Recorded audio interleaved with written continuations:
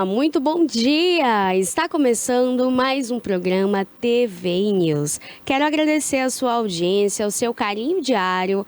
Olha, e nessa sexta-feira a gente inicia mais um programa aqui, através do canal 24.2, pela operadora TVC, a TV Cabo em todo o sul da Bahia. E claro, você que nos assiste aqui, direto do YouTube, quero lhe agradecer pela sua participação e claro, quero pedir que clique no inscrever-se e ativar o sininho, porque todos os dias, ao entrarmos ao vivo com notícias da Bahia, Brasil e do mundo, partilhamos informações especiais, importantes e relevantes para o seu dia a dia. Falamos sobre tudo: saúde, qualidade de vida, bem-estar e, claro, aqui na telinha da TVI temos diversos quadros. E são 20 anos contando, ouvindo e fazendo parte da sua história. Por isso, não esquece, clica no inscrever-se, ativa o sininho. Esse daqui, olha, é o nosso canal TVI Oficial. Manda lá para o seu amigo, para sua mãe, para o seu filho, manda para todo mundo em casa ficar antenado com todas as informações.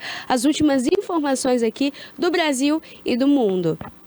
Olha, hoje é dia também de politizar elas, com Lisdeile Nobre e Larissa Araújo. E logo em seguida a gente volta com muitas informações e, além de tudo, tem o assunto com Kleber Torres, o nosso jornalista que sempre traz entrevistas com episódios relevantes e interessantíssimos. A gente ama. Então hoje fica ligadinho aqui, porque após o meio-dia a gente vem com o Alerta Cidade e às 15, gente, dá para você reassistir todo esse programa. Às 17, você consegue assistir com novas informações, notícias assim, olha, do dia inteiro e, claro, da Bahia, Brasil e do mundo, aqui na telinha da TVI. Por isso, não esquece, segue a gente também através do nosso Instagram. Pérola, tem alguma informação, um tema, algo relevante para a TVI? Por onde eu mando? Aqui, olha, TVI Play Oficial. Por lá você consegue conferir também um pouco aqui dos nossos bastidores, informações e, claro, tudo isso em primeira mão. Vai lá e segue a gente. Olha, hoje o dia amanheceu um pouco chuvoso, aquele friozinho gostoso, que a gente fica enrolado na coberta, a criançada não quer sair. Lá em casa mesmo, olha, uma luta nessa chuva para a menina sair da cama. Mas assim, esse tempo já era uma frente fria esperada aqui para o extremo sul baiano, já era esperado desde ali o iniciozinho de junho. Embora a gente saiba que esses meses, assim, olha, junho, julho e até agosto, são compreendidos como a estação mais fria, aquela estação gostosa, que a gente gosta de colocar um blazer, uma jaqueta, calça e, claro, ficar em casa protegido. Então, por isso, a gente agora começa a nossa previsão do tempo. Aqui em Itabuna, os termômetros marcam 24 graus. A máxima chega a 27 graus. Condições chuvosas, então, aí para o restante do dia. Agora, a partir de 11 às 13, a chuva vai aumentar. E assim, a gente sabe que as condições são de previsão de tempo o dia todo nublado, então já se protege, coloca o guarda-chuva ali, olha, na bolsa, leva também ali no carro, você que anda de moto, já coloca o casaco. Esse tempo frio a gente também precisa ter muita atenção no trânsito, porque a pista fica mais escorregadinha, então é muito perigoso, tá? Então vamos prestar atenção, a gente sabe que aqui tem uma estrada bem conhecida, Itabuna-Ilhéus. Acredito que todos nós já passamos. E você que não é aqui de Itabuna, de Ilhéus, que é de outras cidades, vai conseguir entender o que eu quero falar. Por ser uma cidade muito próxima, então, as idas a Ilhéus, normalmente você acredita que sabe já o trajeto. E é aí que a gente se engana, porque assim, embora as curvas não sejam tão sinuosas, não é uma estrada tão perigosa, sim, quando você perde um pouco ali da atenção, acaba que você esquece. Por achar que vai no automático, tem muito acidente acontecendo. Então, vamos prestar atenção, porque nessa época do ano, neblina, quando dá 4 da manhã, meu amor, já está aquele tempo que você não consegue nem andar direito. Então, para você que precisa sair aqui das cidades circunvizinhas, vir para Itabuna ou sair de Itabuna para outras cidades, preste bastante atenção aí, olha, porque os riscos são grandes. Então, probabilidade de chuva para hoje é de 40%. Final de semana também a probabilidade de chuva é de 40%. No domingo aparece um solzinho ali tímido, dá um tchauzinho aqui para a gente no extremo sul. Você que nos assiste aí de Ilhéus, Ilhéus também está em 24 graus nesse momento, máxima de 26, condições chuvosas ali para o restante do dia. Probabilidade de chuva em Ilhéus hoje é de 35%, amanhã de 45%, então já fica observando aí, olha, o tempo, para colocar aquele casaco, aquela jaqueta, porque além de ficar mais bonita, mais bonito, você ainda se aquece, né? Nessa época do ano tem muita virose, os vírus eles são aí infecciosos e, claro, contamina de um a outro. Você vai em um lugar, aí tosse, espirra, passa para um, passa para outro. E assim, existem pessoas que estão mais suscetíveis com a imunidade baixa, então fica essa dica aí para você de casa, tá? Você que nos assiste aqui também de Itacaré, logo ali, olha, ao lado de Ilhéus, 23 graus nesse momento, a máxima chega a 25, probabilidade de chuva para Itacaré, então, é de 45%. Itacaré vai chover, é uma cidade turística, recebe aí diversas pessoas durante todo o ano e, claro, nessa época do ano também. Turistas ali de Santa Catarina, galera do Sul, vem pra cá tentar aproveitar também uma prainha. Em dezembro nem se fala, né? Dezembro, verãozão gostoso, o nosso extremo sul, olha, recebe muitos turistas. Então fica essa diquinha para você aí também de Itacaré, colocar ali o seu guarda-chuva, porque vem chuva por aí nesse final de semana também. Itajuípe, Ibicaraí e Uruçuca, 23 graus nesse momento, a máxima podendo chegar aí a 26. A gente sabe que Ibicaraí já tem ali uma temperatura mais agradável, né? A gente entende que é aquele friozinho gostoso nessa época do ano. A gente sabe que entre Ibicaraí e Ibicuí a temperatura dá uma mudada ali durante o dia, parece que tá sol, daqui a pouco esfria. Então, Ibicaraí segue aí com esse friozinho durante todo o final de semana, muita chuva também por lá. Itajuípe, a previsão é de 40% de chuva para amanhã e no domingo 25%. Então pode sim o solzinho aparecer ali já para aquecer, esquentar. E claro, o pessoal aí, olha, das plantações se agradece, né? Esse tempinho gostoso para molhar a terra e irrigar, né, as sementes. Uruçuca também. Uruçuca tem 45% de chuva para esse final de semana, no sábado e no domingo. Então já aumenta ali a probabilidade de chuva para o domingo em Uruçuca. Olha, começando as nossas notícias do dia, eu quero falar com vocês sobre algo que aconteceu aqui em nossa cidade, Itabuna. Bom, para você que mora aqui em nossa cidade, já deve conhecer um pouco de como é ali as ruas do centro. Em direção a quem vai à rodoviária, tem um destaque e agora uma churrascaria nova. E logo ali, olha, nessa subidinha, tinha um carro estacionado, gente, na frente de um caminhão. Esse caminhão estaria abastecendo essa churrascaria e também trazendo esses alimentos para o destaque. É quando alguém percebe já que o fogo já havia tomado conta ali, então, desse local e as pessoas começam a se assustar e gritar na rua. Quando a gente então consegue entender aí pelo vídeo, olha, que se trata do caminhão com a parte toda ali da frente, olha, banco, os assentos ficaram incinerados. A gente consegue ver pelo vídeo que a proporção do fogo de fato foi muito grande.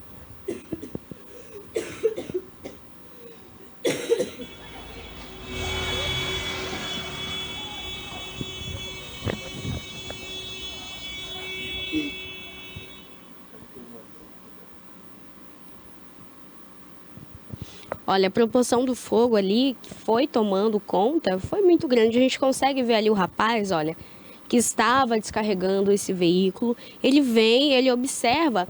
A gente consegue ver que ficou inteiramente destruído ali à frente do caminhão, gente. Quando a gente se fala em carro, algumas pessoas já trouxeram ali, olha, tentando apagar esse incêndio, tentando diminuir as chamas, mas nada foi contido. O Corpo de Bombeiros chegou ali cerca de 30 a 45 minutos depois do chamado. Tentaram também apagar, pouco tempo depois conseguiram apagar então ali as chamas. E além de tudo é um perigo, né, para quem está passando ali. Tem um medo também de incinerar esse carro da frente. Então é um risco também muito grande. E tudo isso aí, olha, gente, se dá devido também ao que as pessoas acreditam que se tratou do carro estar então superaquecido, que faltava água. Eu particularmente não entendo assim tanto de carro, mas aí o pessoal de casa vai conseguir entender exatamente do que está se tratando aí. Esse episódio, né? Esse caminhão que pegou fogo aqui em Itabuna acabou assustando ali os moradores, pessoas que também estavam caminhando. Imaginem, um dia normal, você indo ali ao seu trabalho, levando a criançada na escola, tem uma escola ali, gente, do lado de onde pegou fogo, tá? Muito perto, muito próximo. Então, a criançada estava saindo ali de mais um dia normal de aula, um dia tranquilo, quando então a gente consegue observar ali esse fogaréu. A cidade então ficou ali tomada por esse assunto, por essa notícia, né? Acredito que é um susto e, claro, a gente também se sensibiliza. E a primeira impressão que eu tive quando eu vi ali o carro foi: será que tem alguém ali dentro? Será que... Como é que aconteceu tudo isso? Claro, como as chamas já estavam ali entrando, né? Olha, nessa segunda imagem, a gente consegue observar aí, olha, que a chama ela não conteve ali, não ficou em uma parte específica do carro, né? Tomou conta ali em uma proporção gigantesca desse caminhão. Então, logo de cara, quando a gente vê uma notícia como essa, um vídeo como esse, a gente se assusta com medo de que tenha alguém. Eu acredito que faz parte do sentimento humano em querer ajudar, em querer entender as causas e principalmente como ficaram ali as pessoas que estariam no interior desse veículo. A gente consegue ver ali um rapaz que vem logo à frente do carro, depois ele retorna. Ele era o motorista, o responsável pelo carro. Ele estava ali com mais um companheiro que estava ajudando então a descarregar, entregar os mantimentos tanto na churrascaria quanto no supermercado. Então eles tentam depois ali conter também as chamas, olha. Entretanto, eles não conseguem ali, tá? As chamas, elas continuam. Como, gente, a gente observa ali, eles tentam de diversas formas. Vai por baixo do carro, tenta por cima, pelo outro lado.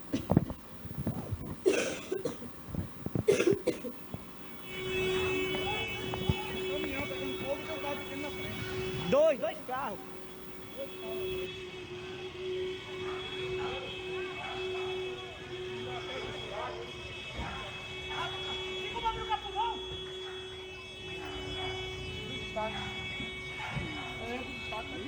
Vamos mais outro extintor, né? Vai, você não tá na escola não, é?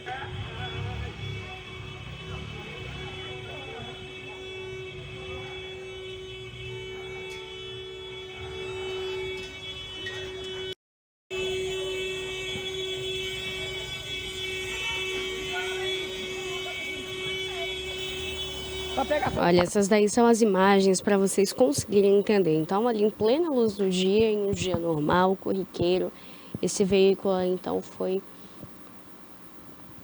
pegou fogo, né? A gente consegue ver ali pelas imagens que, além de tudo, as pessoas tentam conter essas chamas, não conseguem. E o corpo de bombeiro chegou ali de 30 a 45 minutos depois, então, de todo esse episódio. Olha, a gente vai para mais uma notícia, porque quando a gente se fala em criança, a gente se fala em cuidado, cuidado redobrado. Quando você sai com a criança durante ali, seja dia, tarde ou noite, primeiro ponto que se deve ter é: tá ali agasalhado? Se for um dia de chuva, se você mora em um estado, uma cidade que realmente faz frio, ponto, agasalha a criança. Quando tá calor, a gente já põe uma roupinha ali mais fresquinha, mais gostosa de estar. O segundo ponto é: você saiu com a criança tá ali protegida, tanto para sol quanto para chuva. Você observa ali as brincadeiras, se ele está indo a distante de você, se ele está mais próximo, se tem algum amiguinho. Agora, quando a gente se fala em uma viagem, um passeio ou algo do tipo em que você vai desbravar o desconhecido, primeiro que a gente deve imaginar é: você pesquisa sobre o local, você busca entender ali do que se trata esse passeio, essa viagem, esse ponto turístico, para depois a gente conseguir então fazer ali, né, o nosso passeio como de costume. Ou se tiver guias, ou caso você já conheça o local e dessa vez vai com a família, com amigos, com conhecidos, você também deve saber, ter ciência ali então, se aquele local é apropriado ou não para crianças. Por que eu estou falando sobre isso e comecei com essa introdução aqui mostrando pontos onde você observa se é confortável, se é seguro para a criança. Porque aconteceu um episódio muito triste. Uma criança, uma menina de 10 anos, ela já foi encontrada sem vida durante o resgate. A menina ela não sobreviveu, ela passou ali, olha, mais de 6 horas. E assim, durante esse período em que a garotinha... Pode colocar a imagem pra gente, Cássio? O Corpo de Bombeiros, então, estava fazendo ali todo o trâmite, o resgate, então, para uma garotinha. A equipe, então, ali dos pelotões de Canela disse que a garotinha ela tinha caído durante um passeio com os pais em um cânion. Foram mobilizados ali, então, cerca de 20 bombeiros até o local. Com o auxílio, então, de um drone, eles conseguiram localizar aonde a garotinha estava. Ela foi localizada ali por volta das 17h30 e ela estava a 70 metros do ponto, então, da queda. Os pais a todo momento ali tentando mostrar onde eles acreditavam que a menina havia caído, onde ela estava. Logo após, eles conseguem, então, identificar ali com o drone onde a garotinha estava e por volta das 23 horas, os bombeiros chegaram até a menina e constataram, então, a morte. Foi, assim, um dia muito triste. Eu acredito que todos nós ficamos sentidos, né, quando se fala em morte. Uma morte tão repentina, uma garotinha de 10 anos que perde a vida ali, olha, em uma queda. A gente falou há poucos dias sobre a morte e despedida da Juliana Marins, que também acabou morrendo, vítima de uma queda. Ela estava em uma trilha no Monte Rinjane e ela cai. Segundo os relatos, então, é que a garotinha, ela estaria com os pais, ela era uma garotinha autista, ela tinha, então, autismo. O autismo não faz com que a pessoa tenha mais limitações ou que a pessoa seja tão, assim, olha, diferente do normal, como as pessoas falavam nos comentários. Como um pai consegue levar uma menina autista para um passeio como esse? Eu acredito que o ponto principal era um passeio onde os pais acreditavam se tratar de um local seguro, tanto para eles quanto para a garotinha. Quando a gente se fala de trilhas perigosas, de locais perigosos, existem recursos para cuidar da segurança desse local, seja da empresa privada, seja do Estado. Acredito que existem leis também que podem proteger tanto o patrimônio natural quanto também a nossa segurança. Então, cabe também, olha, a quem está à frente, cuidando desses locais, ter no mínimo a consciência de que uma criança não se deve estar lá. Então, se não tem leis, se não tem nenhuma medida que possa proibir que essa criança esteja lá, seja ela autista ou não cabe a gente julgar agora os pais. Eu acredito que esse é um momento muito doloroso, muito triste para eles. Claro que fica como um alerta, principalmente porque se trata de uma criança de 10 anos de idade, uma criança que claramente não tinha consciência do precipício, do tamanho da queda e, claro, dos perigos que aquela trilha ali oferecia. O corpo, então, da criança foi encontrado aí, olha, cerca de 10 horas após o acidente, durante as operações de resgate. Então, foi confirmado na noite de ontem a morte da menina que caiu no cânion Fortaleza, tá? As informações são até o momento que os pais estão muito abalados, preparando, claro, além de toda a perícia do corpo, claro, para identificar os pontos ali, seja pela queda, pelo frio. É uma tristeza de fato agora para a família, né? Nós, quanto TV, deixamos os nossos sentimentos, os nossos pêsames aos amigos da família, aos familiares e, claro, para uma jovem com uma vida brilhante pela frente, né? 10 aninhos, começando a viver. Eu acredito que ali nas primeiras séries da escola, com coleguinhas, com professores que tinham carinho, tinham amor em ensinar. E, claro, a presença dela que faria toda a diferença aí em diversas áreas, seja na escola, dentro de casa, com os amiguinhos.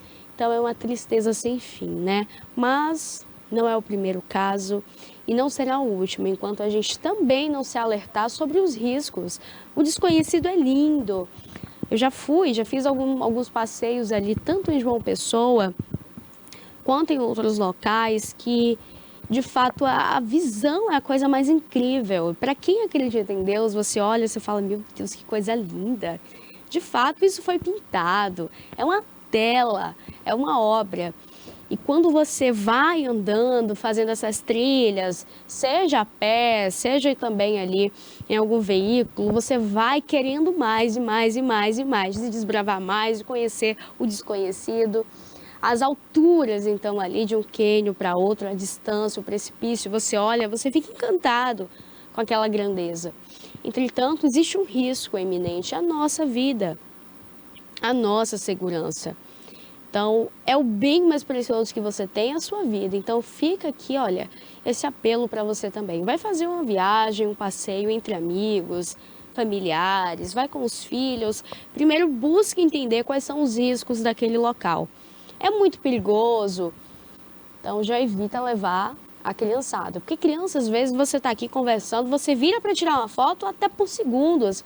Você bate o olho aqui, ai que lindo, o menino já corre, já está lá longe. Até você chegar, quem te garante que você vai conseguir chegar na criança? Então, fica essa dica para você de casa. Primeiro, nas férias, então, aí das crianças, vai fazer um passeio, vai fazer um passeio, vai fazer uma viagem, observa os pontos turísticos que serão conhecidos, desbravados e até mesmo você, tá? Você como adulto, eu acredito que a gente tem muitas vontades, né? Pular de paraquedas, andar de balão. Tô mal, pular. Pular ali de paraquedas, eu acredito que existe, Larissa, uma vontade ali para cada um, né? Todo mundo tem alguns que tem essa adrenalina, essa vontade esportiva, né? De fazer esportes radicais, enfim, de viver e conhecer também o desconhecido. Existem outros que já ficam ali, olha, na base do medo. Eu mesma já me encaixo nesse grupo aqui do medo, que não quer muito conhecer esse desconhecido. Embora existam muitos lugares, gente, existem tantas coisas lindas, né? A natureza dá um show aí, um espetáculo de fato. As imagens do local também deixam ali a gente entender a dificuldade também do resgate. E algumas pessoas fizeram ali uma correlação também com a queda da Juliana Marins. A gente se trata, então, ali de duas brasileiras que morreram vítimas, então, dessa queda. Entretanto, são dois locais diferentes. Um, a gente se fala em Brasil, o clima, claro, tropical, um clima agradável, que os bombeiros também conheciam o local. Embora fosse muito difícil também a descida, por conta ali da mata. Então, a mata dificultava a visão, o drone foi quem capturou. No caso da Juliana, era um local totalmente íngreme. Além de ser muito íngreme, a gente conseguia ver, olha, que a areia vulcânica ela vai, ó, derrapando, derrapando, derrapando. Tinham muitas pedras ali. Além de tudo, a jovem se machucou muito. Era um resgate muito delicado. Horas até a chegada, onde a jovem havia caído. Então era tudo muito difícil. Embora sim, foi um descaso, houve uma delonga, foi demorado de fato, né, o resgate da Juliana. Mas são duas situações diferentes, né? Cabe a gente deixar os sentimentos agora. As duas famílias que estão enlutadas nesse momento. Acredito que os pais, né, ficam consternados, uma vida inteira pela frente e agora foi ceifado de uma forma tão trágica, tão triste. Então ficam os nossos sentimentos aí aos amigos e familiares da garotinha Bianca. Olha, e hoje é dia de politizar elas, mais um episódio aqui importante, relevante para você de casa assistir. Larissa Araújo já está aqui no estúdio preparando então aí, olha, um programa especial para você. Então pode rodar a vinheta, porque vem aí Politiza Elas.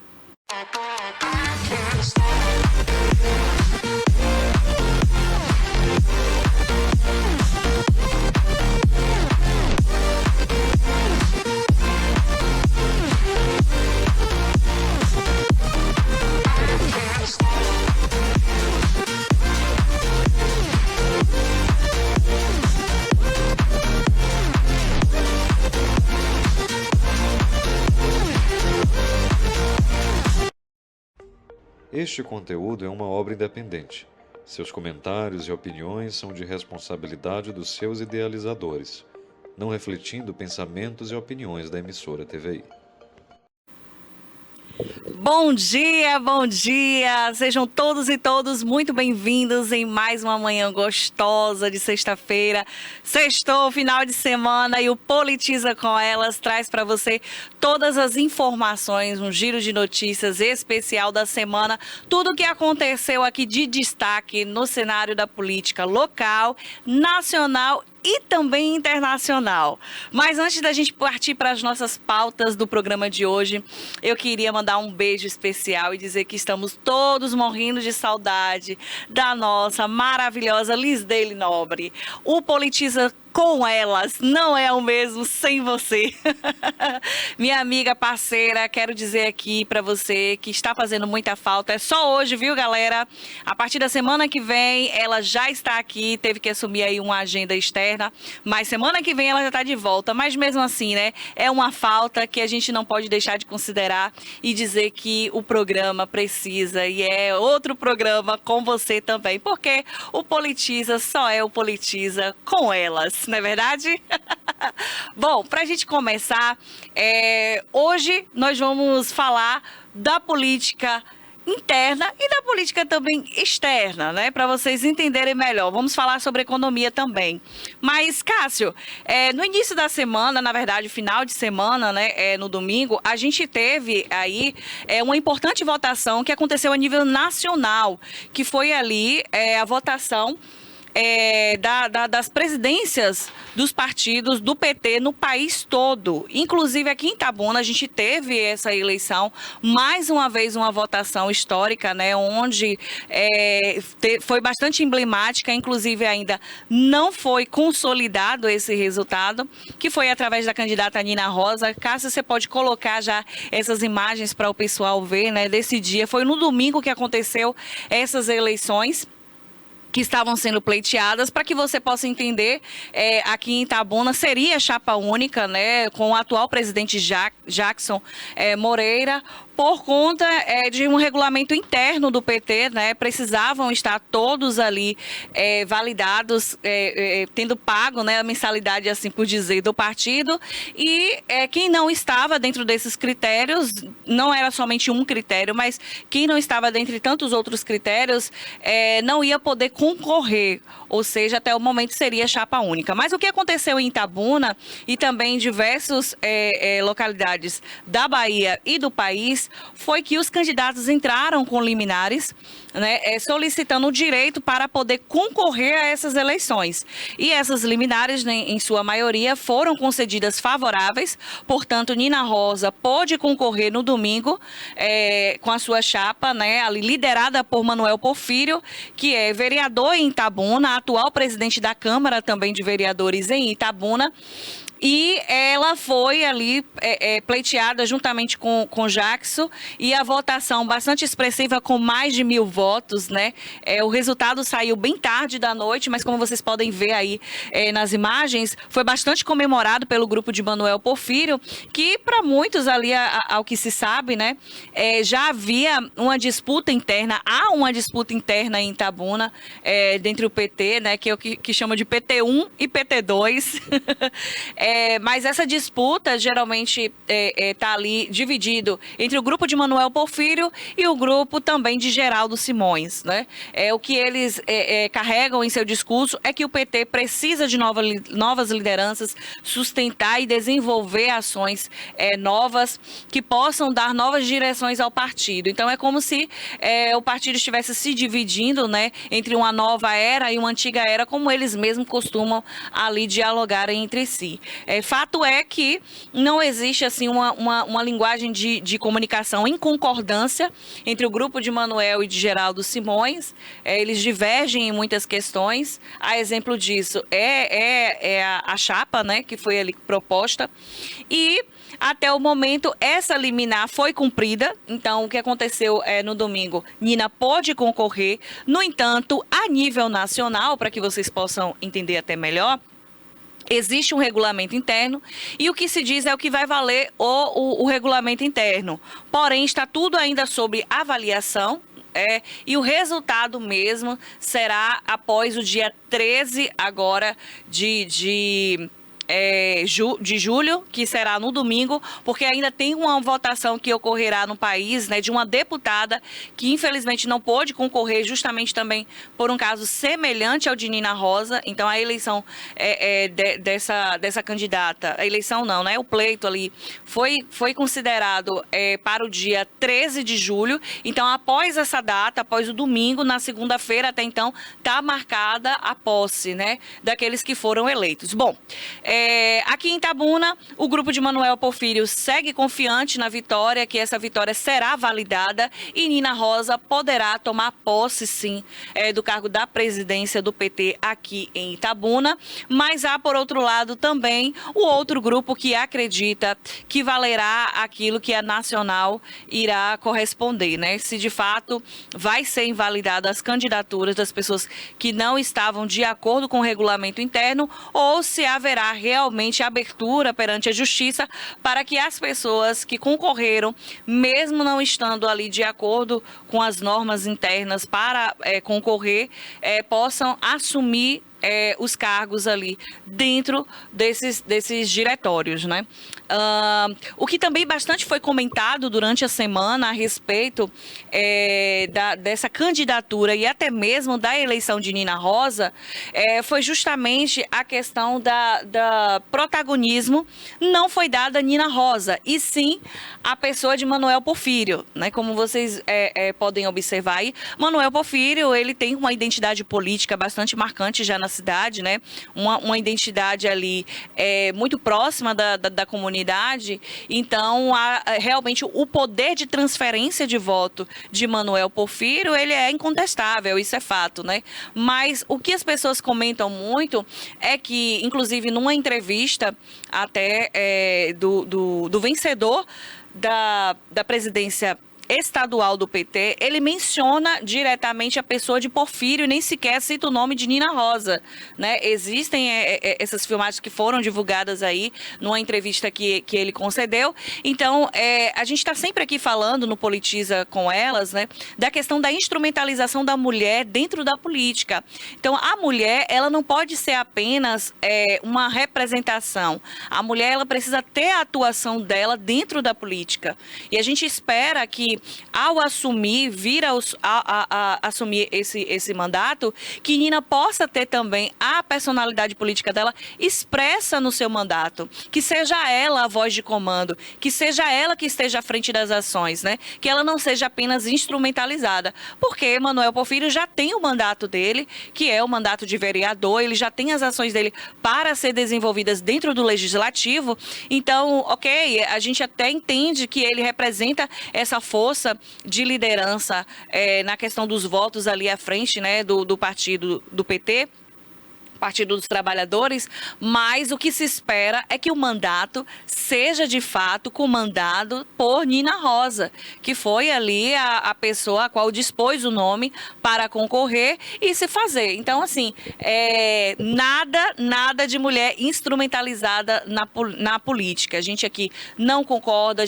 O que seria para vocês que estão aí nos ouvindo a instrumentalização da mulher política? É aquela mulher que está ali ocupando o espaço por alguma característica necessária que os homens ainda não possuem, né, de interesse ali dentro daquele contexto político. Mas ela é invalidada nos seus direitos políticos, tanto na sua opinião, como também diretamente nas suas ações políticas. E isso a gente não pode permitir, que as mulheres sejam fantoches, que as mulheres sejam utilizadas como mero instrumento da política partidária, mas que elas sejam atuantes nesse cenário, propositivas, para que elas possam ter uma atuação direta junto à comunidade. E é isso que a gente se espera.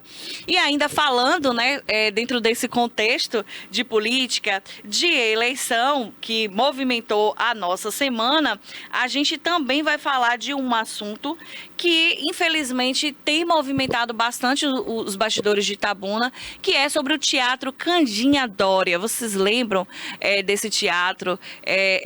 Quanto ele é importante para a cidade de Itabuna? Itabuna. Eu sempre trago aqui, lembrando a vocês, nós temos aí uma cidade com quase 200 mil habitantes. E quando a gente fala no quantitativo, a gente fala da potencialidade, não somente econômica, mas cultural e social dessa cidade. Porque ela abrange cidades circunvizinhas. Então, o Teatro Candinha Doria, ele tem uma representação muito importante dentro desse contexto cultural, não é? Porque é um espaço ali dedicado a apresentações culturais diversas, né? É dança, é música. A gente já recebeu diversos artistas aqui.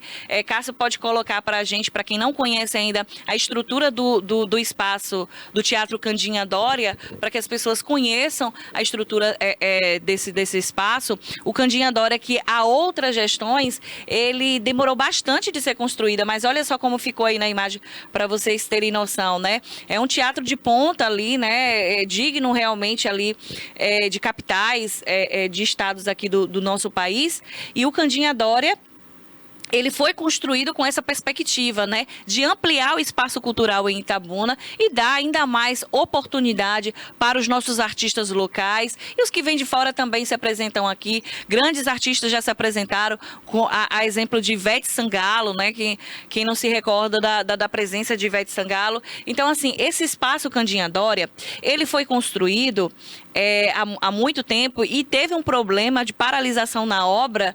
Vocês vão ver aí como que estava essa estrutura paralisada há muito tempo e depois de ser construída, ele passou a atender a comunidade. Mas, Larissa, olha aí essa imagem que Cássia acabou de colocar para vocês. Por muitos e muitos anos ficaram nessa estrutura aí, né?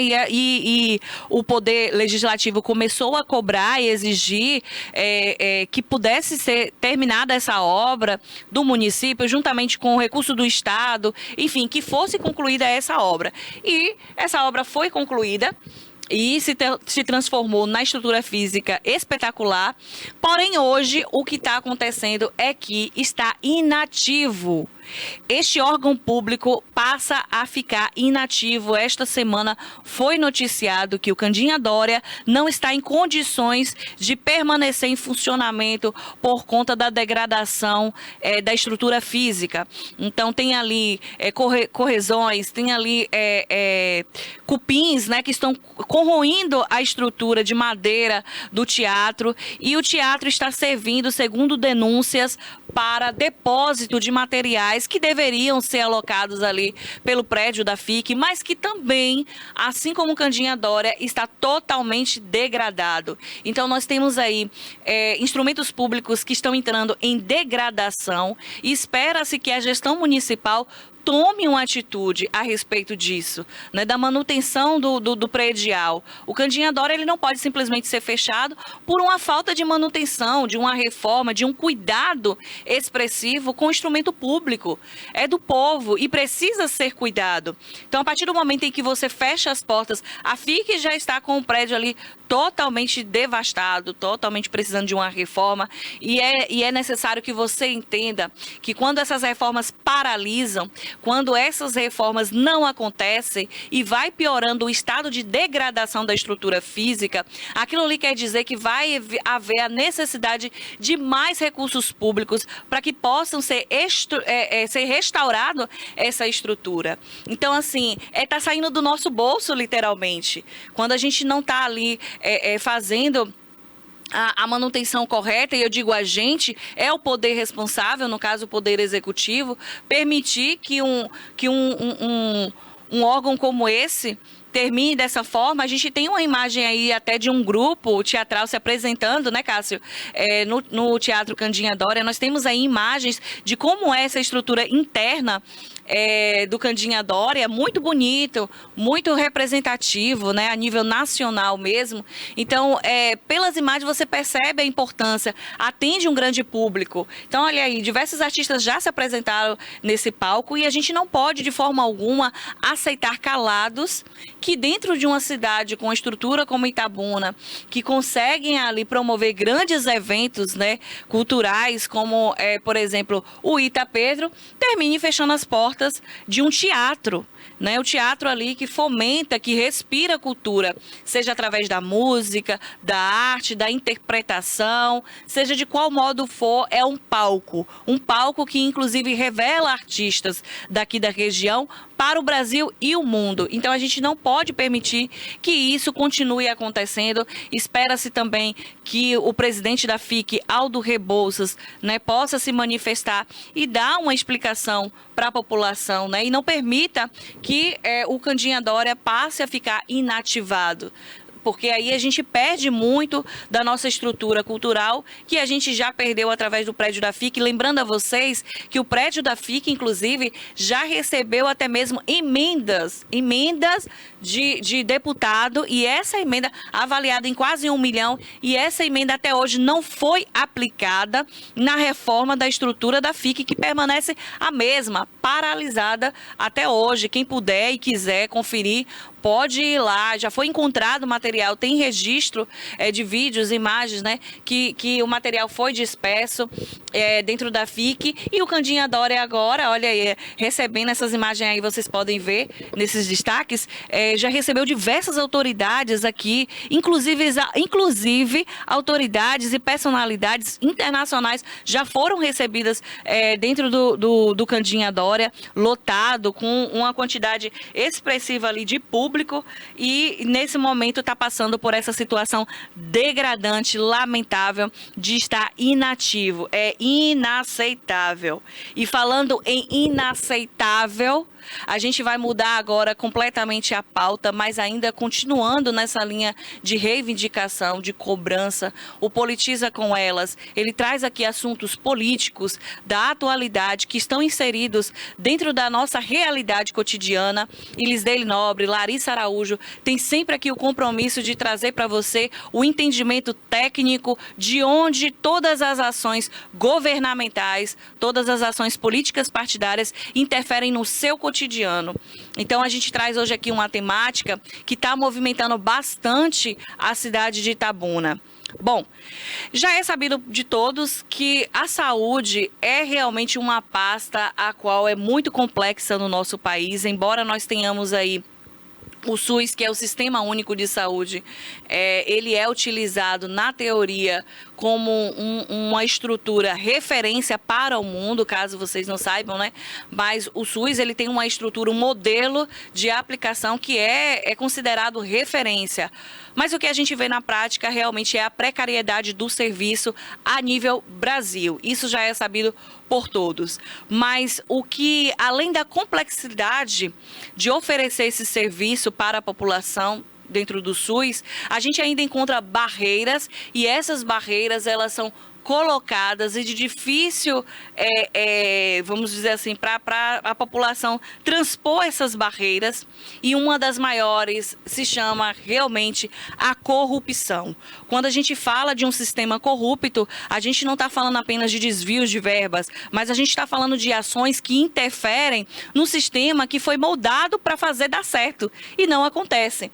Eu estou falando a respeito do Centro de Regulação de Itabuna. O Centro de Regulação, ele é ali um órgão público que existe com a finalidade de organizar, de dar prioridade àquelas marcações de exames, de consultas médicas, de procedimentos cirúrgicos, das pessoas de Itabuna, dos usuários de Itabuna ali, né? E através desse procedimento começa nos postos de saúde. A pessoa se direciona ao posto de saúde, ele tem ali uma consulta médica, geralmente por um clínico, e aí, a depender da necessidade de investigação da doença, o médico direciona ali uma requisição para as especialidades, seja de consultas, exames, ou, como eu mesma mencionei aqui, cirurgia.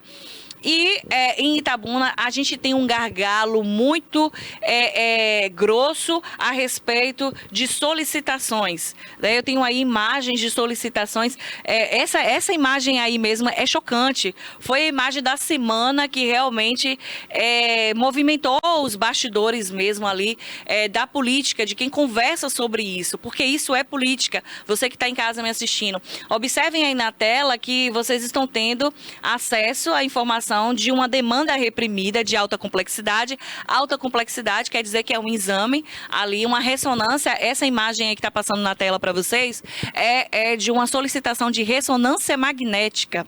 Essa ressonância, pasmem vocês, essa senhora está ali grifado em vermelho para preservar o nome da paciente, mas essa requisição ela é existente e essa requisição estava até essa semana, até precisamente a data do dia 9 de julho, essa senhora estava aguardando esse procedimento, esse exame ser liberado pelo Centro de Regulação desde maio de 2024.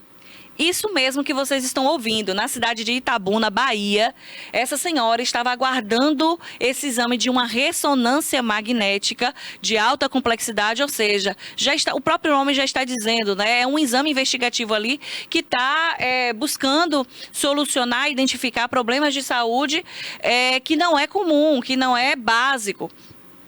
Há mais de um ano, e pasmem vocês, foi liberado esta semana, no dia 9, por meios de vias humanas, interferência humana, não foi feita pelo sistema computadorizado. Assim como essa requisição, a gente tem aí outra solicitação de outra cirurgia, bariátrica não, perdoe-me, de cirurgia biliar, vesícula, para retirada de vesícula, desde abril deste ano. Eu já achava, né, absurdo você ter que aguardar 3 meses por uma cirurgia. 3 meses essa paciente aguarda uma cirurgia de vesícula biliar e até o momento não recebeu nenhum contato. Assim também como a gente tem aí, Cássio vai mostrando, solicitação de exame simples, de baixa complexidade, que é uma consulta oftalmológica também desde abril, sendo aguardado e nenhum retorno para a população. Ou seja, gente, não existe nenhuma justificativa, estamos falando de saúde pública e a gente fala de políticas públicas também a respeito disso. Você que está em casa me acompanhando precisa entender onde que isso afeta você na prática. Não existe nenhuma justificativa para uma demanda reprimida onde alguém precisa aguardar por uma solicitação de exame há mais de um ano. Isso não existe, tem algo de errado no sistema.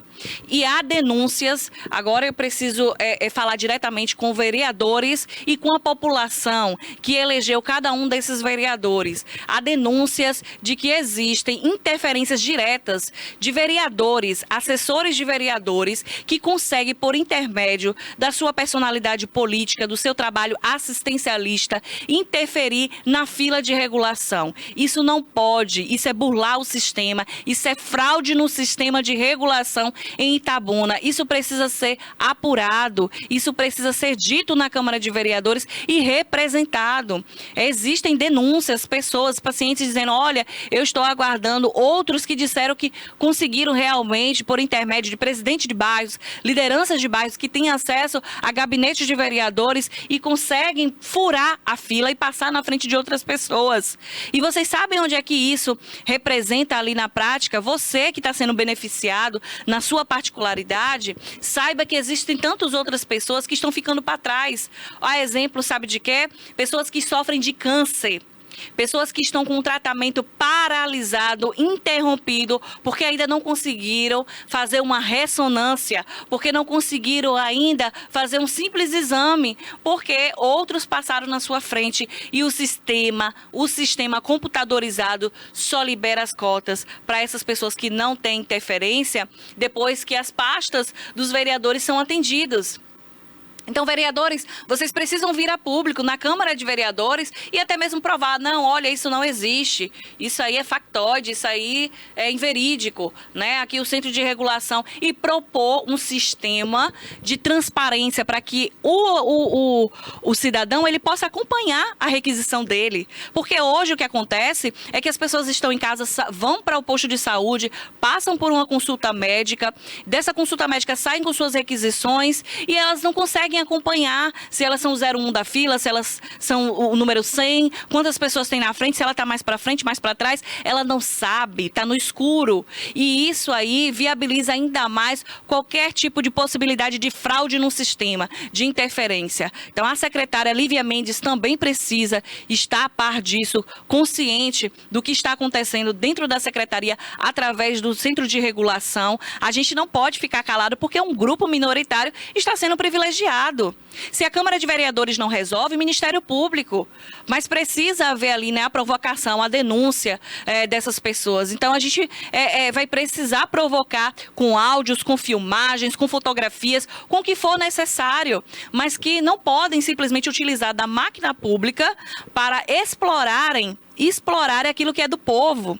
Esses vereadores, né, a qual são ali denunciados, eles são vistos como pessoas, inclusive, né, de intermédio, como se fossem salvadores da pátria, e não são. Eles estão utilizando da máquina pública para poder tornar as pessoas dependentes dessa ajuda e, em troca disso, o voto de gratidão.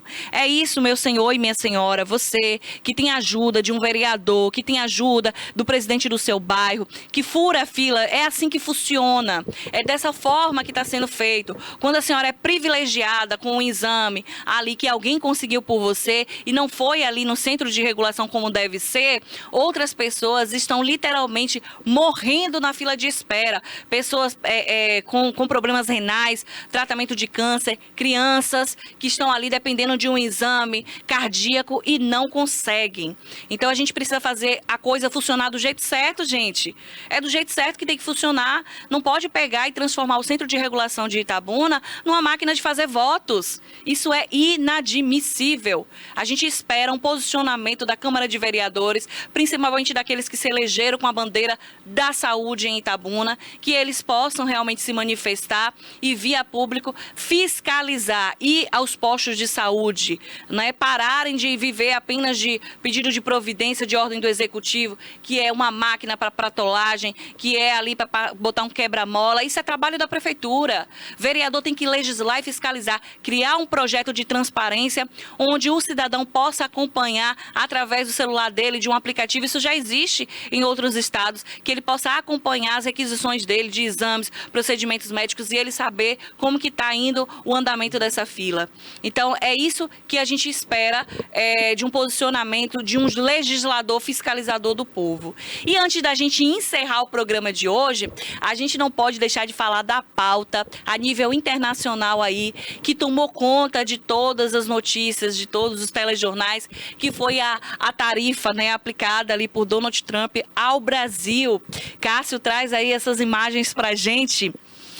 Donald Trump acaba de tarifar não apenas em 10%, como havia sido mencionado anteriormente, né? Mas ele propõe que o Brasil seja tarifado em 50% dos produtos que sejam produzidos e vendidos aos Estados Unidos. Aqui eu estou explicando para vocês numa linguagem muito prática, porque é esse o objetivo do Politiza com Elas, né? Trazer a informação aí para dentro do seu cotidiano. Então, todo aquele produto que vai ser produzido aqui dentro, né, pelas indústrias, pelas fábricas e são vendidas para os Estados Unidos, vão ser tarifadas a partir de agosto em 50%. Bom, o que mais se comentou durante a semana é que esse tipo de atitude, de decisão de Donald Trump foi realmente motivado em retaliação ao tratamento que está sendo dado juridicamente ao ex-presidente Bolsonaro, né? E isso aí pode estar movimentando os bastidores da política e incitando ainda mais essa guerra econômica, porque estamos falando de relações comerciais, né? É como se fosse uma forma para alguns, né, de retaliar o Brasil por esse tratamento a Jair Bolsonaro e também ao seu filho, né, que não está mais aqui em território brasileiro, mas que tem ali, né, o apoio, o auxílio dos Estados Unidos através de Donald Trump. Donald Trump ontem emitiu uma carta dizendo realmente que é inadmissível para ele o tratamento que o Brasil tem dado a Jair Bolsonaro, uma autoridade política considerada para ele muito importante na história do Brasil. E ele salienta também também que essa iniciativa não é em relação somente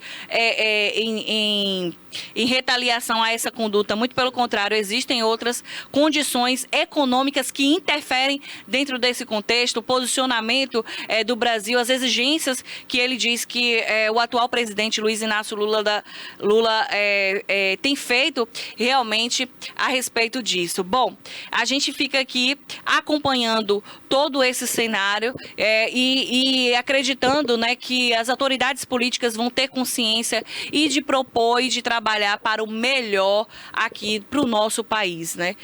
Muito provavelmente essa guerra comercial não vai se findar por agora, existem aí outros embrólios aí para serem desenrolados. Semana que vem a gente vai trazer mais notícias a respeito disso, dessa relação comercial que está aí envolvida entre Lula, Donald Trump e também o ex-presidente Bolsonaro. Mas o programa de hoje está encerrando, né? Eu gostaria aqui de fazer uma menção especial. No dia 13 de julho é dia do rock, é dia de comemoração. A minha amiga parceira Lisdeile Nobre, que é também roqueira, ela gosta, né, aprecia músicas do rock, shows internacionais também, artistas nacionais do rock, sintam-se todos parabenizados, porque rock é cultura também, conta a história de um povo, conta ali diversas músicas que embalam, que fazem a gente dançar, que fazem a gente compreender uma outra realidade. Então, sintam todos parabenizados nesse final de semana, que em alguns lugares, inclusive, fizeram a Semana do Rock, e nós estamos aqui encerrando o programa de hoje com esta homenagem a vocês, com esses cumprimentos ao rock nacional e internacional. Bom, é isso. O Politiza com Elas fica por aqui hoje. Semana que vem, Lisdeile Nobre, Larissa Araújo está aqui com Politiza com Elas, toda especial, convidados, temáticas que estão envolvidos no seu dia a dia. É isso aí. Um grande beijo, bom final de semana e até a próxima. Tchau.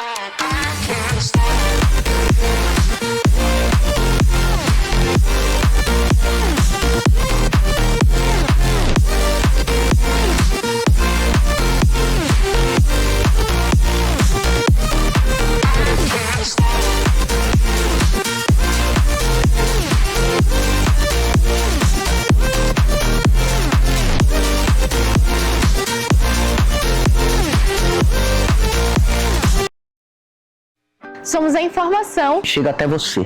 Somos a boa notícia. Somos mensageiros da alegria. Eu, ele, Nós, vós, eles. Somos um por todos. e todos somos um. Somos um veículo conduzindo amor e emoção. Sobrevivemos As dificuldades, tempestades e obstáculos. Em nossa existência. Somos a resistência. Nós somos cabeças que pensam, que analisam, Que forma opiniões. Quem nos assiste compreende. porque também é cabeça que reflete e que processa. Somos a TVI.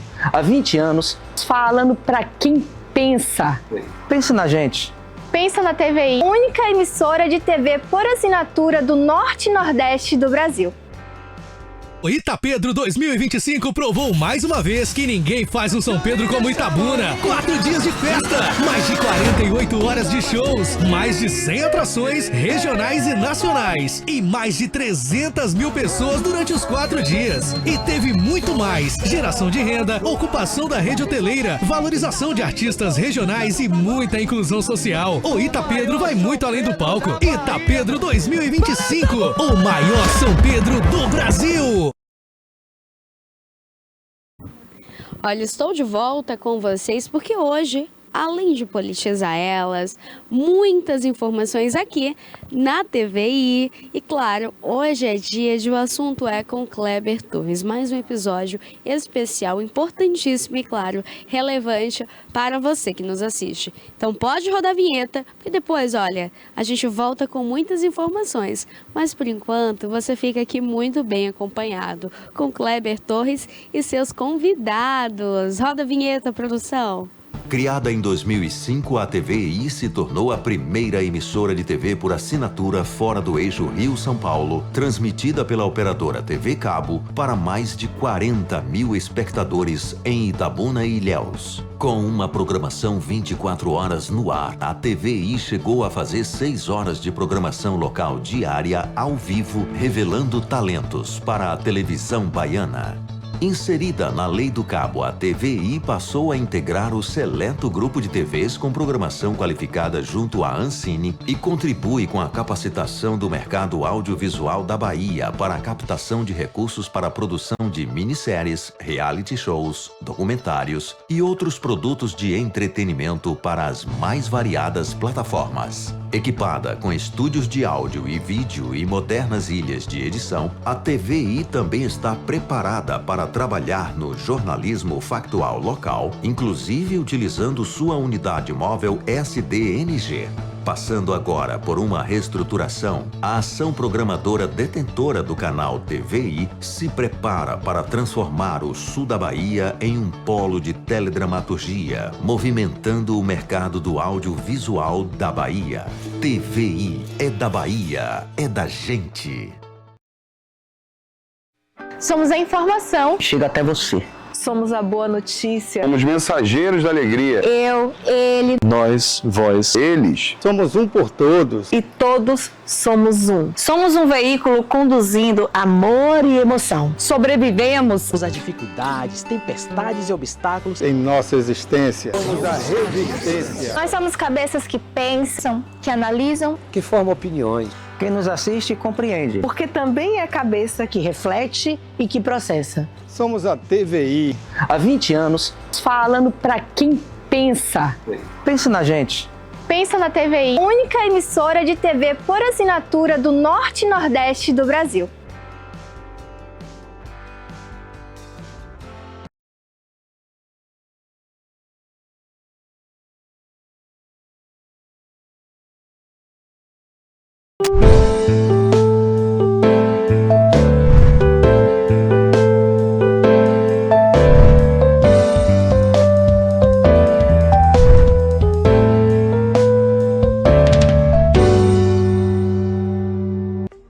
Este conteúdo é uma obra independente.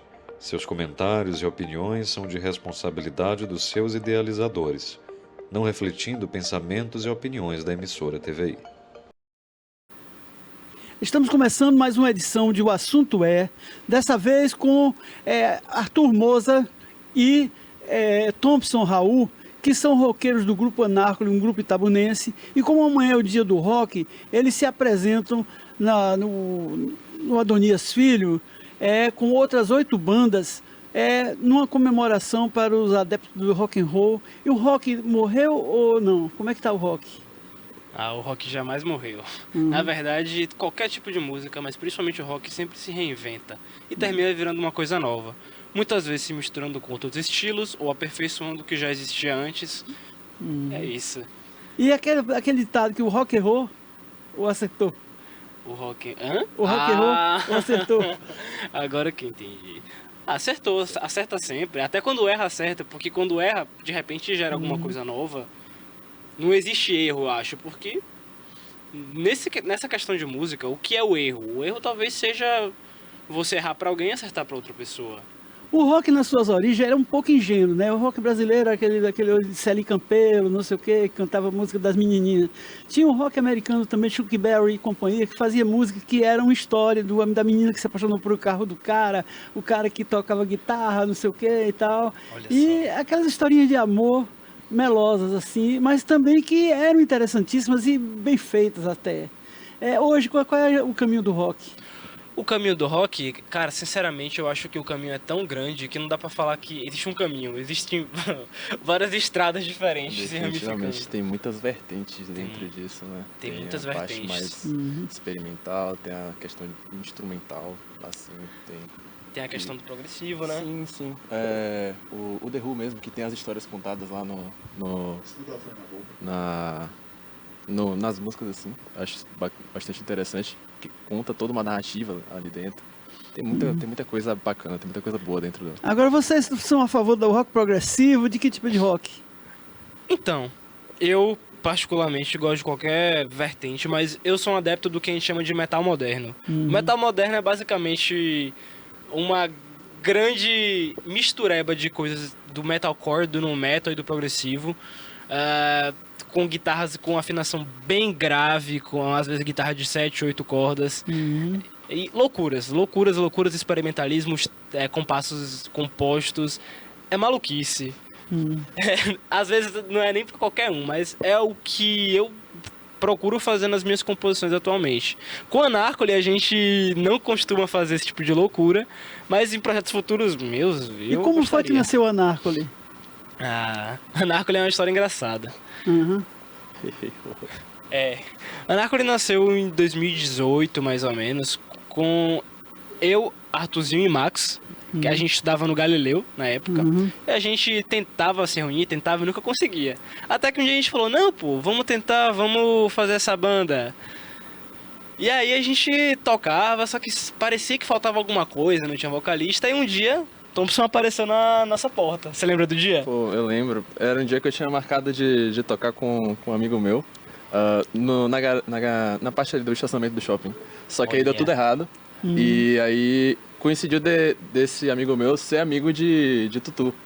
E aí eu acabei aparecendo na casa dele, comecei a tocar um pouquinho e aí Tutu falou que, pô, esse era o guitarrista que tava faltando ali. É o vocal, você? Não, ele é o guitarrista. Não, aí depois de um tempo a gente acabou conhecendo o Matheus, né, por recomendação foi de quem? Fernando Guimarães, grande Fernando Guimarães. Aí foi bem danado. Se juntaram ali e a gente começou a fazer um som massa. Inclusive, eu lembro do dia que ele apareceu lá, Arthurzinho, nosso baterista, me ligou assim, rapaz, encontrei nosso guitarrista. E aí eu cheguei lá, quando eu vi, tava Thompson tocando guitarra deitado no chão, todo esquisito, e aí a gente começou a tocar e deu match rapidinho. Vem cá, e os ensaios, onde é que ensaia a banda? Então, a gente ensaiava muito na casa de Arthurzinho, quando lá era viável de ensaiar. Só que depois da pandemia, muita coisa mudou. Então hoje a gente costuma ensaiar no estúdio de Gibi. Fica lá no São Caetano. Vilanalha.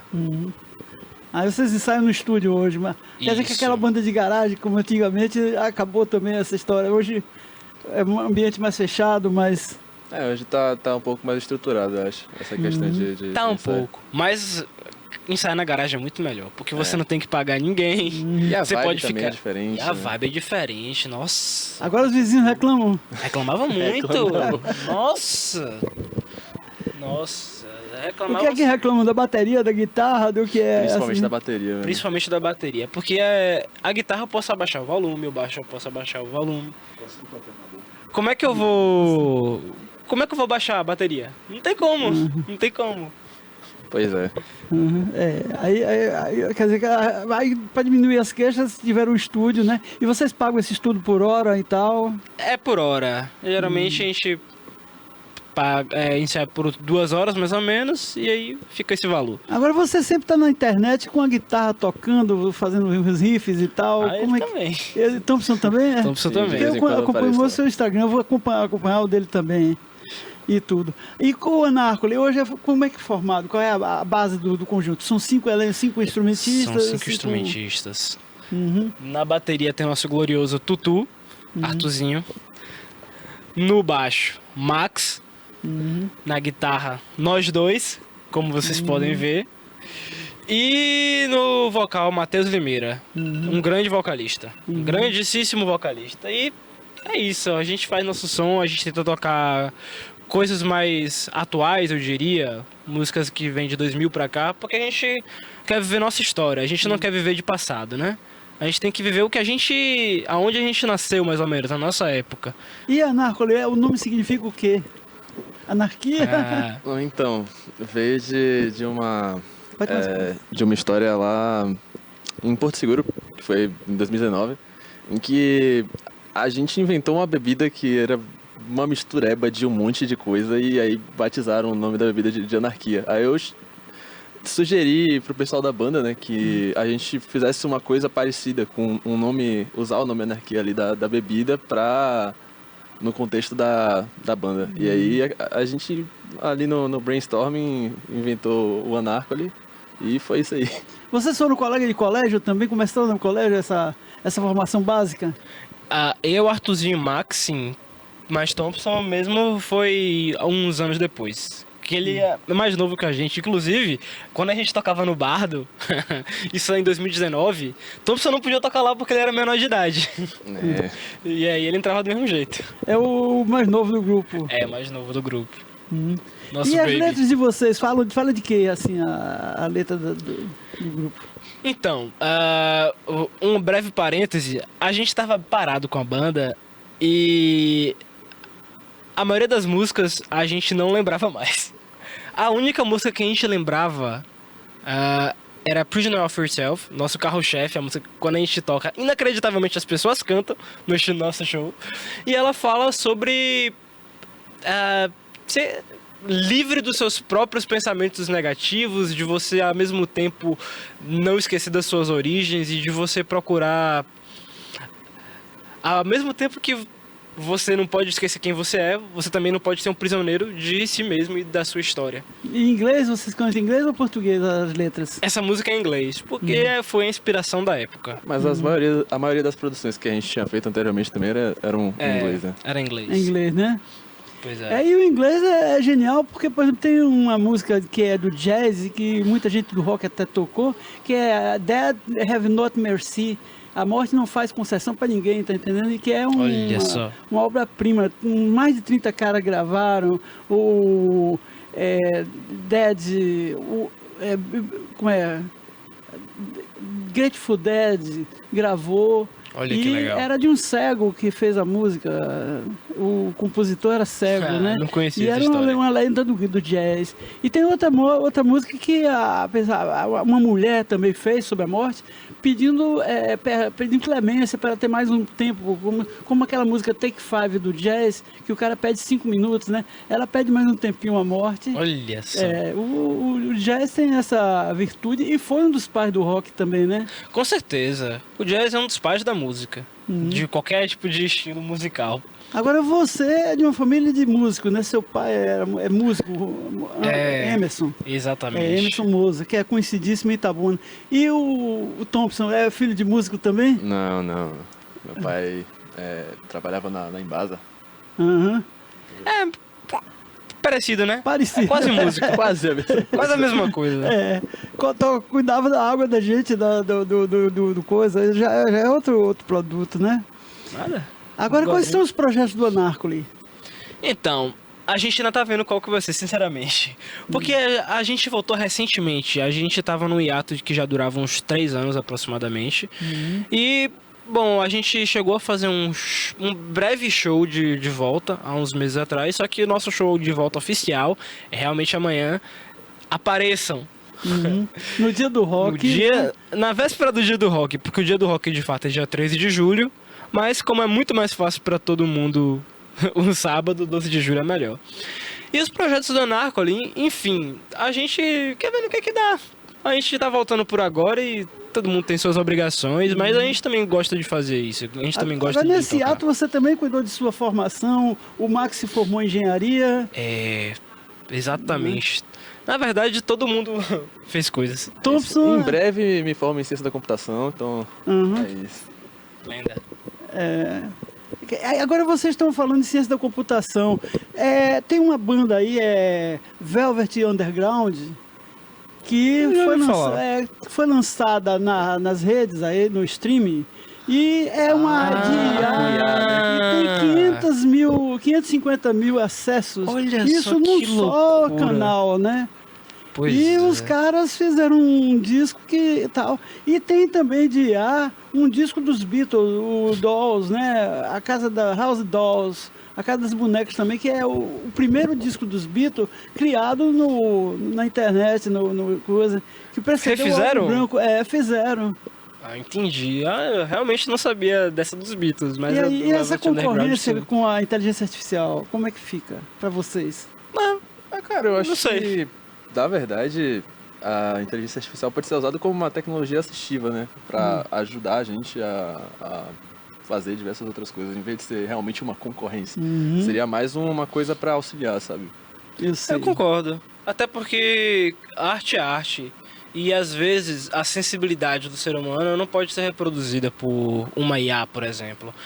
Então, na verdade, eu acho que não tem essa concorrência, mas realmente um auxílio, sabe? Eu acho que o que vem por aí, o que a IA pode auxiliar, tanto na produção, quanto com equipamentos, quanto o que for de música, a IA tá vindo para somar, com certeza. Você acha que pode ajudar o artista? Com certeza. Com certeza. Se manejada da maneira correta, acredito que sim. E a cria riff também? Cara, assim, cria, mas são as coisas bem tenebrosas. É verdade. São tenebrosos os riffs, Tem alguns, pelo menos os que eu vi, né? São bem esquisitinhos. E quais são os riffs que vocês mais gostam, assim, que vocês conhecem, que vocês mais apreciam? Cara, em questão de riff, eu gosto muito da vibe dos riffs de metal moderno. Do que a gente chama de djent. Djent, na verdade, é o som grave que a corda faz, que é tão grave que soa como djent. E aí eu curto essa pegada de riff. Um exemplo de bandas, por exemplo, Meshuggah, Periphery, Veil of Maya, nessa pegada. O riff é aquele sonzinho que dá o enredo da música que vai tocar. Isso. A tônica ali da... É o caminho principal da música. É como, sei lá, é como se fosse a marcha do carro, talvez. A música começou pra você quando? 10 anos, 5 anos, 8 anos? Rapaz, desde bem pequeno mesmo. Pra mim foi desde bem pequeno. O que fez eu gostar de rock, por incrível que pareça, foi o filme do Bob Esponja.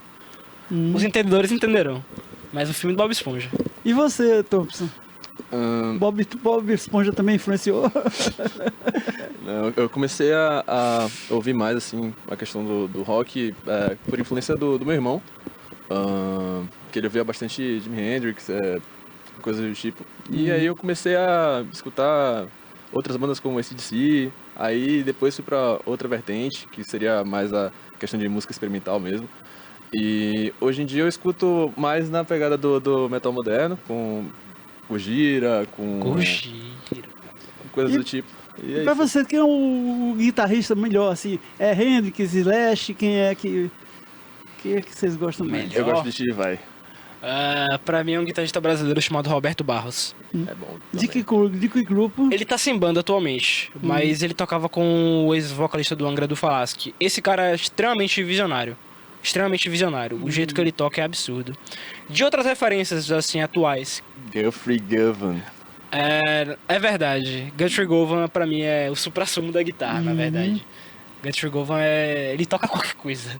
Ele é um guitarrista britânico. Ele toca na banda do compositor Hans Zimmer. Ele toca com uma banda chamada Aristocrats. Ele é absurdo. Ele toca qualquer tipo de estilo. Ele é...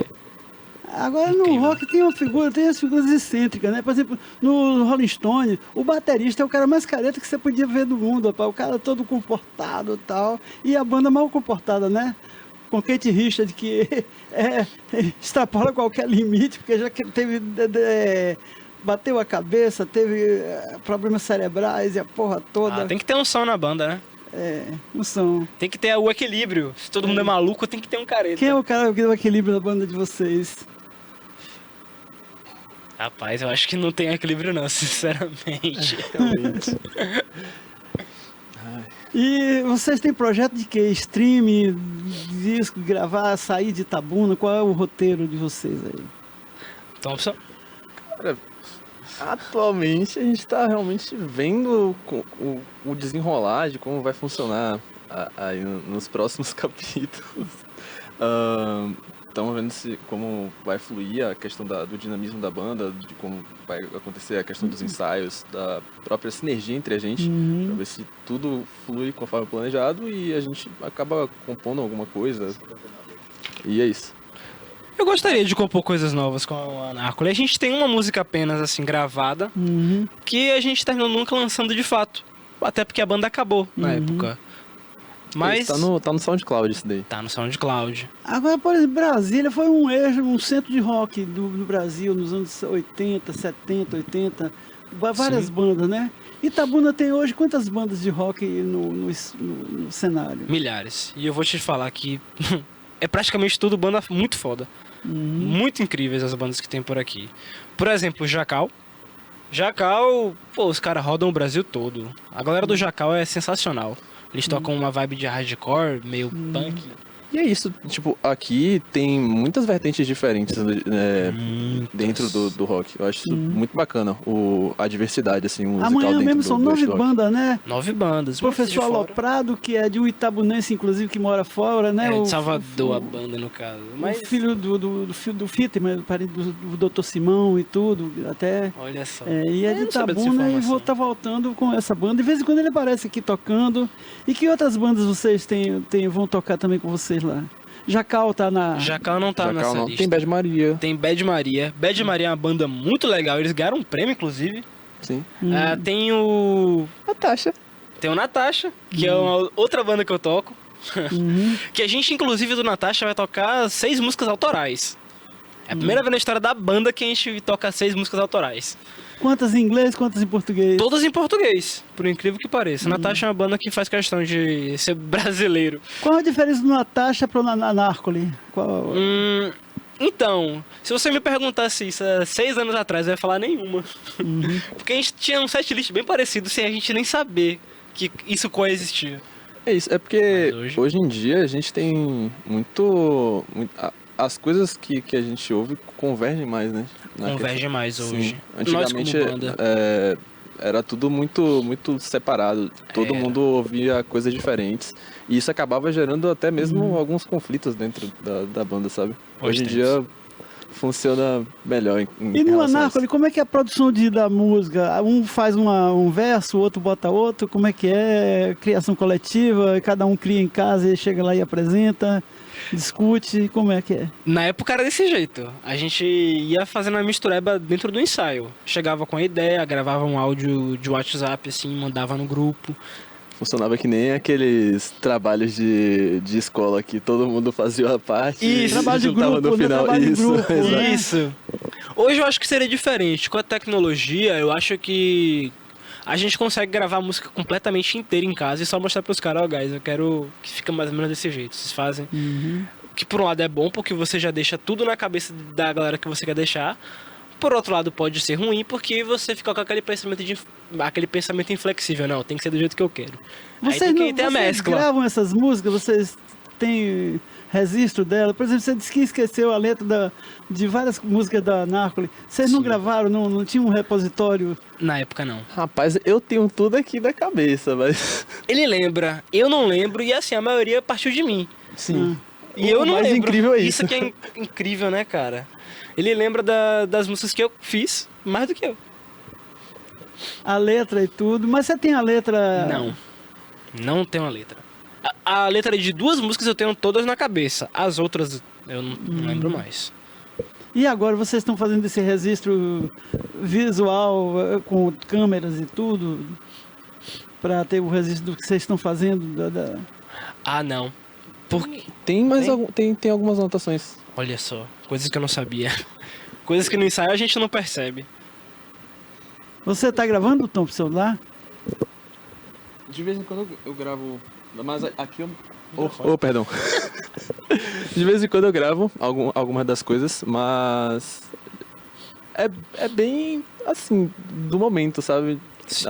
Às vezes tem alguma coisa que tá funcionando muito bem ali dentro do que a gente tá gravando, do que a gente tá fazendo, e aí eu deixo como um registro assim pra... É bom fazer um registro pra catalogar, hoje, né? Permite você gravar até o vídeo, até pra encenar, pra tocar. Eu acho que ele seria uma mão na roda. Com certeza. Pra ensaio, tudo. Sim, da banda. Já é um facilitador já, né? Agora, quais os projetos da banda da Anarcoli? Gravar, fazer o quê? Então, a gente tá vendo o que vai ser, mas a nossa ideia é voltar a ter uma constância e voltar a compor junto, quem sabe. Mas, como o Thompson falou agora há pouco, a banda, pela primeira vez, está todo mundo numa mesma vibe, num mesmo direcionamento. Se a gente fosse compor junto hoje, eu acho que ia sair ia sair uma coisa legal, hein? Acho que funcionaria bacana. Funciona. Mas é isso, é difícil. Todo mundo tem suas obrigações, cada um tá em momentos diferentes da vida. Mas de alguma forma esse lance de banda ainda converge um pouco. Sim. Mas e shows? Tem algum show programado além desse de amanhã? Não. Por incrível que pareça, não. Mas você está programando daqui a uns 15 dias o lançamento de uma música? Como é que é isso, de streaming? Então, eu tava programando uma música minha, mais ou menos. Só que ela ainda... Eu ainda tenho que mixar e masterizar ela. E eu pretendo fazer um mini clipe, eu não sei se pode dizer um clipe, mas é algo que é parecido com um clipe, vamos dizer assim. Eu acho que daqui a umas 2 semanas ela vai estar pronta. Tinha uma roqueira itabunense que foi estudar medicina em Salvador e tal. Ela vai cantar amanhã com vocês? Acho Clara que não. Sena não, vai não. Clara Sena.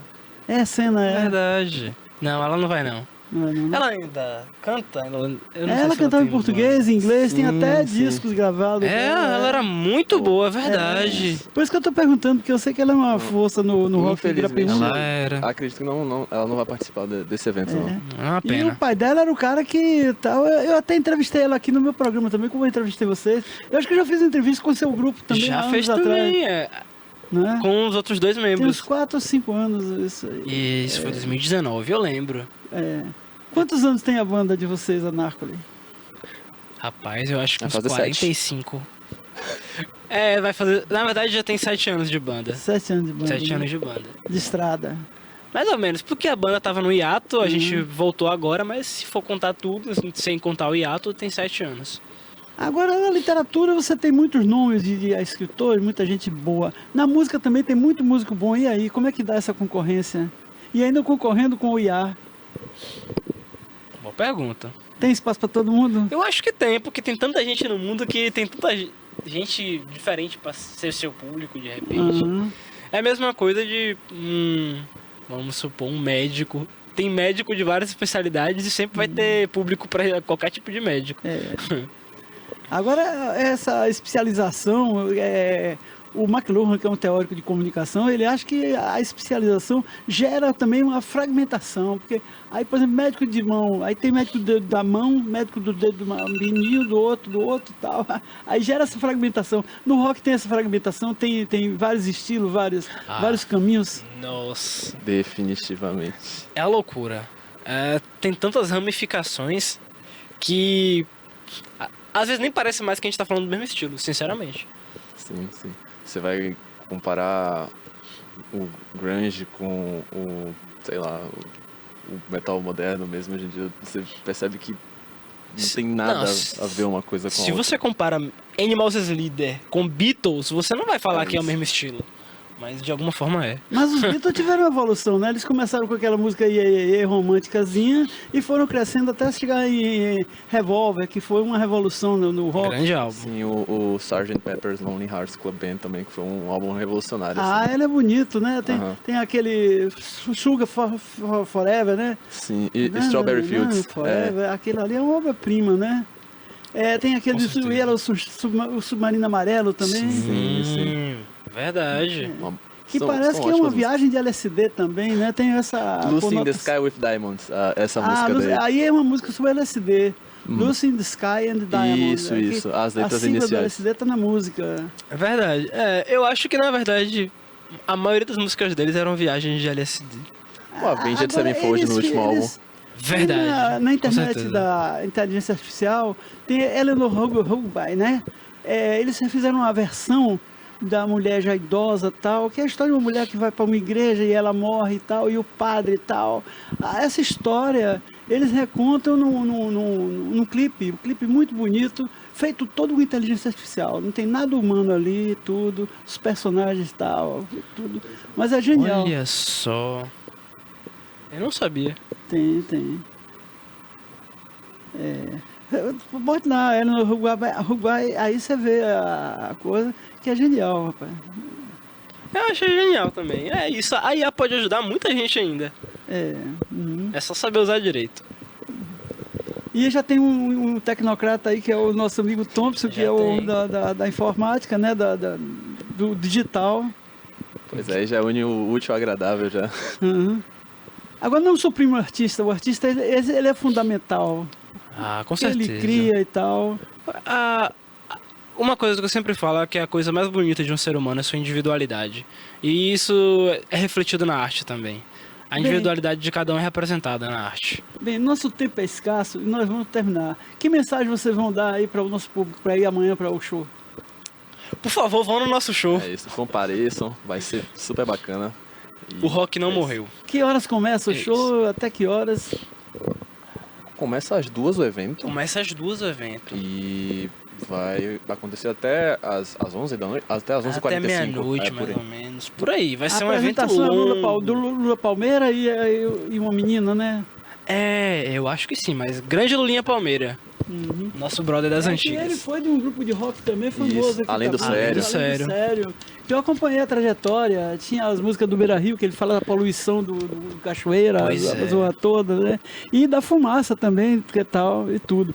Agora, como nós estamos terminando o dia fim de semana, eu vou fazer uma recomendação de um livro, Os Nus e os Mortos, de Norman Mailer, que é um livro sobre a Segunda Guerra Mundial e mostra a desnecessidade da guerra e a violência abrupta dela, né? E ele compara a guerra com um jogo de futebol. Os técnicos programam tudo e não se sabe o resultado. Agora tem também um filme, o filme é Zelig, de Woody Allen, com Mia Farrow, sobre um cara que é um camaleão. Se ele tivesse com gente branca, ele era branco, se tivesse com preto, era preto, se tivesse com chinês, era chinês. E se adaptava a tudo no mundo, e isso gera um problema para ele, que faz um tratamento para se curar, e o tratamento acaba dando errado. Bom fim de semana para todos e obrigado.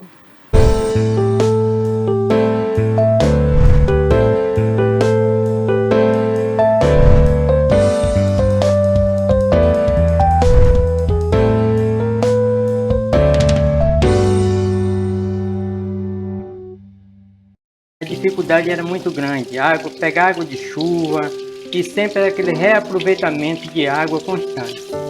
Com mais água para a cidade, a Prefeitura e a EMASA, em parceria com o Governo do Estado, seguem transformando a vida das pessoas. São mais de 140 mil pessoas beneficiadas. É mais água, mais saúde, mais qualidade de vida e dignidade para Itabuna. Tomar um banho, dar uma descarga, é uma coisa sensacional.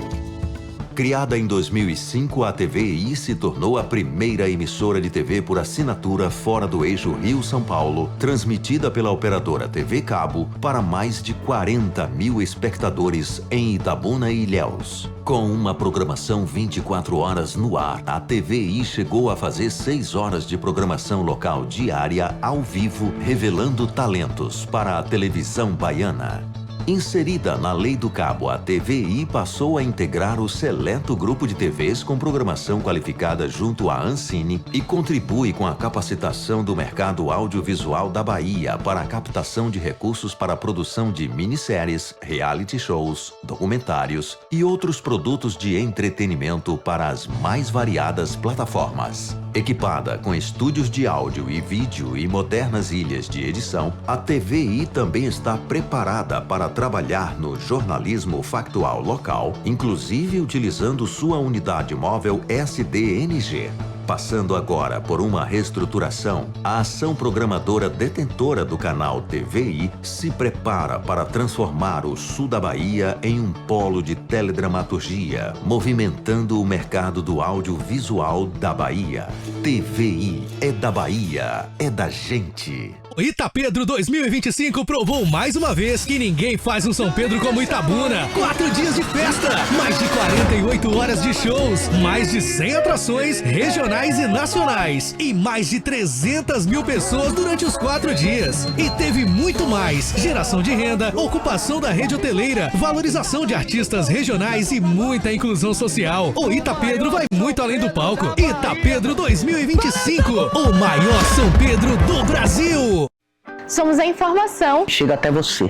Somos a boa notícia. Somos mensageiros da alegria. Eu, ele, Nós, vós, eles. Somos um por todos. e todos somos um. Somos um veículo conduzindo amor e emoção. Sobrevivemos As dificuldades, tempestades e obstáculos Em nossa existência. Somos a resistência. Nós somos cabeças que pensam, que analisam, que formam opiniões. Quem nos assiste compreende. Porque também é a cabeça que reflete e que processa. Somos a TVI.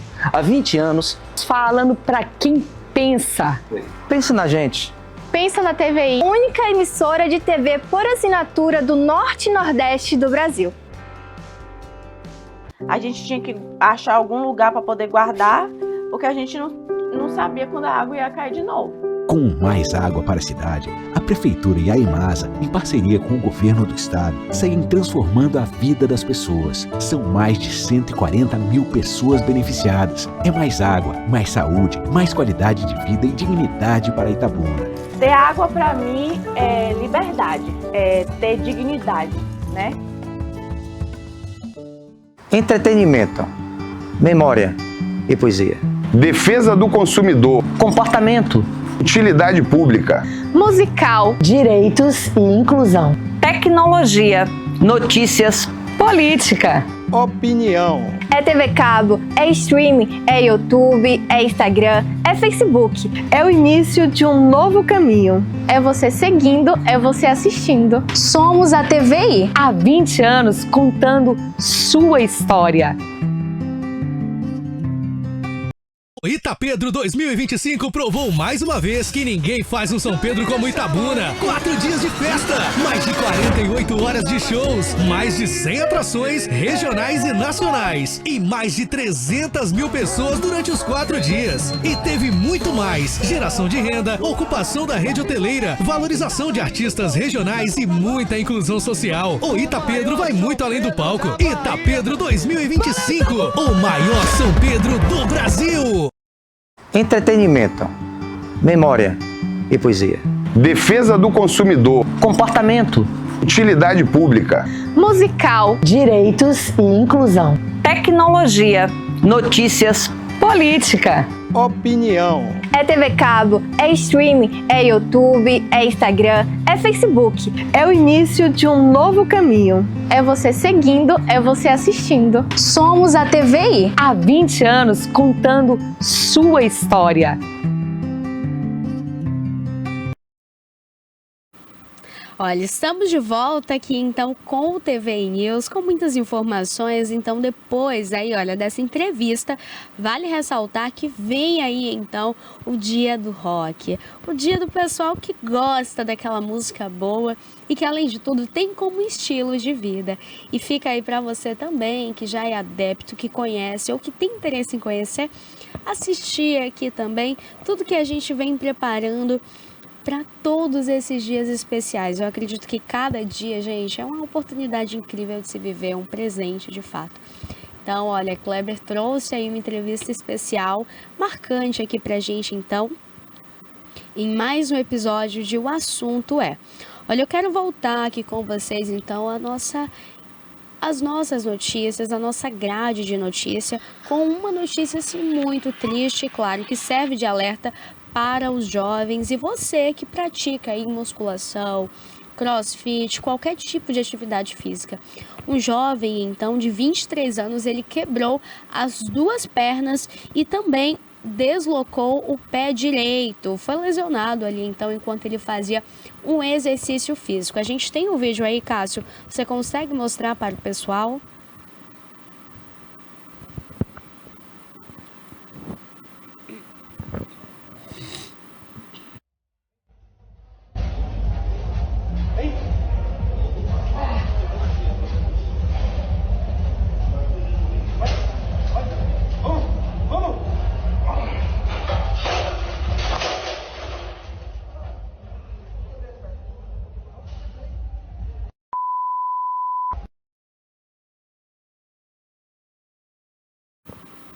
Olha, o rapaz, ele estava acompanhado ali, olha, de um personal que é um professor que ajuda nas atividades físicas. No entanto, o jovem também é estudante de educação física. Ele achou que tinha travado a máquina, a gente percebe que ele desce, dá uma erguida para tentar colocar o aparelho ali. Que esse movimento, gente, ele é comum já para quem faz atividade física, de tentar travar o aparelho. E esse jovem, como todos os dias da rotina dele eram assim, trava o aparelho e sai, ele tentou. Então ele dá uma abaixada, se inclina um pouco para colocar o aparelho e logo em seguida esse aparelho ele desce completamente no corpo do jovem. Então todo aquele peso, imagina, normalmente, né, uma pessoa que já tem um preparo físico por ser estudante, ter um personal, uma dieta balanceada e, claro, uma rotina de treinos, pega muito peso. Então ali normalmente a gente sabe que um jovem com esses hábitos pega ali até 200 quilos ou mais, tá? Em um agachamento livre como esse. Então ele pega ali esse peso, tenta travar, a máquina não trava, ele colocou numa posição incorreta.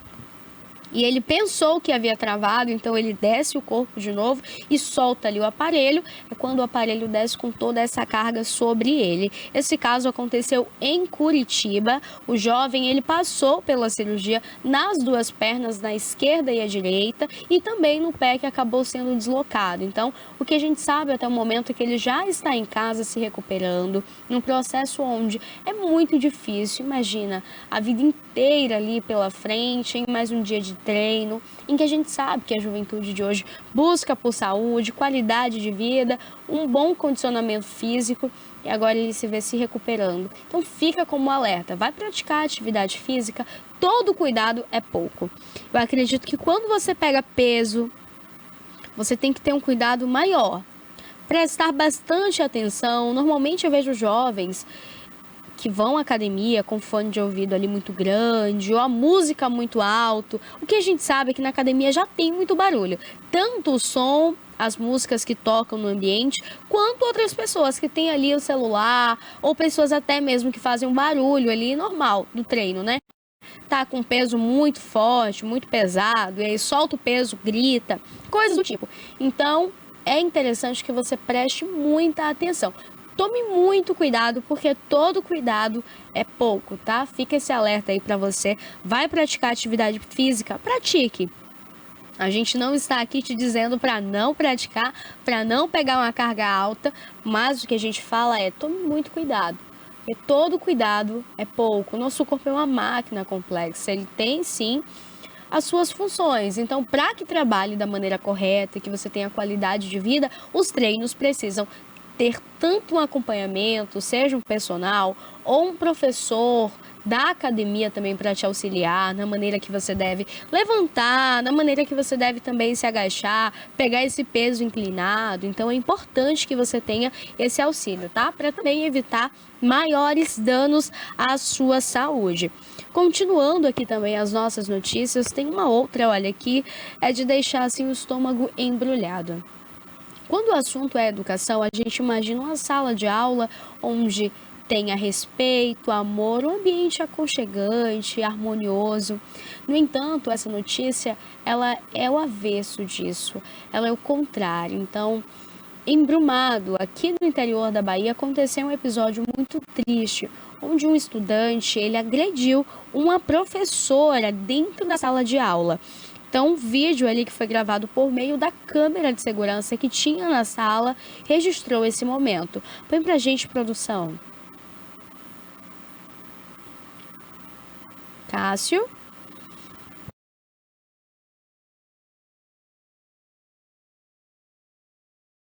Gravado com a câmera de segurança do Colégio Estadual de Tempo Integral de Brumado, que fica aqui no interior da Bahia. É possível ver, então, ali, gente, pelas imagens, que a educadora ela foi surpreendida, então, com a agressão de um aluno.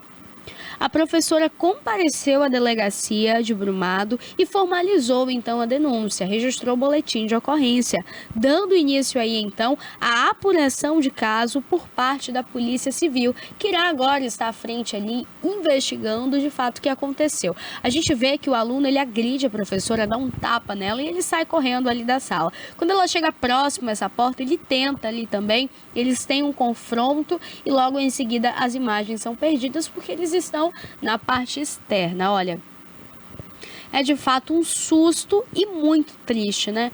A gente não imagina uma situação dessa quando se fala em sala de aula. Professor é a profissão que ensina, educa e, claro, forma todas as profissões. Quando a gente fala em professor, é uma família. Por que, pera, uma família? Porque em sala de aula, normalmente a criança passa ali 12, 14, 15 anos de vida.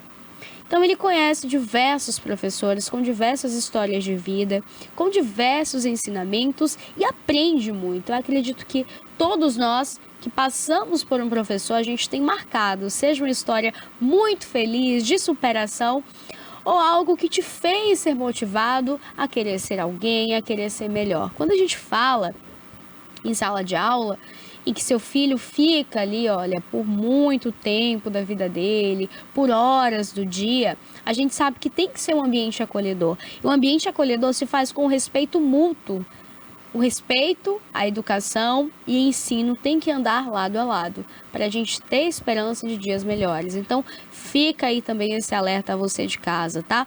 Tanto você professor, você aluno, você pai. A educação e o respeito precisam andar lado a lado. A educação, ela começa em casa e se perpetua pela escola. Então, pais, se atentem aos sinais. Às vezes, a gente imagina que a nossa geração, quando eu falo a nossa geração, é a geração de hoje, da tecnologia, em que a vida é muito corrida e às vezes o pai precisa deixar o filho com o celular por longas horas assistindo YouTube e diversos outros sites com vídeos. Vídeos curtos que às vezes a criança se torna muito ansiosa por aqueles vídeos serem rápidos e ela tem a necessidade da dopamina ela ser sempre estimulada. Então ela vai passando esse vídeo muito rápido. E às vezes caem vídeos que são interessantes, relevantes, próprios para aquela idade, para aquela criança. E por vezes caem vídeos que são impróprios, que ensinam coisas horríveis, que estimulam também o cérebro daquela criança, daquele adolescente que está ainda em formação a ser alguém violento, tendências também ali em atitudes errôneas, erradas. Então fica aí, olha, essa dica para você. Pai responsável, tenha cuidado com o que o seu filho assiste no celular, no tablet, na televisão, no notebook, no computador, aonde quer que seja. Esteja sempre atento. E aos sinais da criança também no dia a dia em casa. Se é uma criança que já está ali demonstrando sinais tanto de muito estresse, nervosismo, ansiedade, tenta conversar, mudar um pouco dessa rotina, porque a gente precisa entender quem são os nossos filhos, cuidar, dar amor e também dar limites. Então, para que a gente não continue vendo cenas como essa, tudo se inicia à base da educação, do respeito e, claro, de você entender que a sala de aula, ali o professor, ele é como se fosse o seu pai. É alguém que está cuidando de você, te ensinando, mostrando que a vida tem muitas coisas lindas, muitas coisas ruins.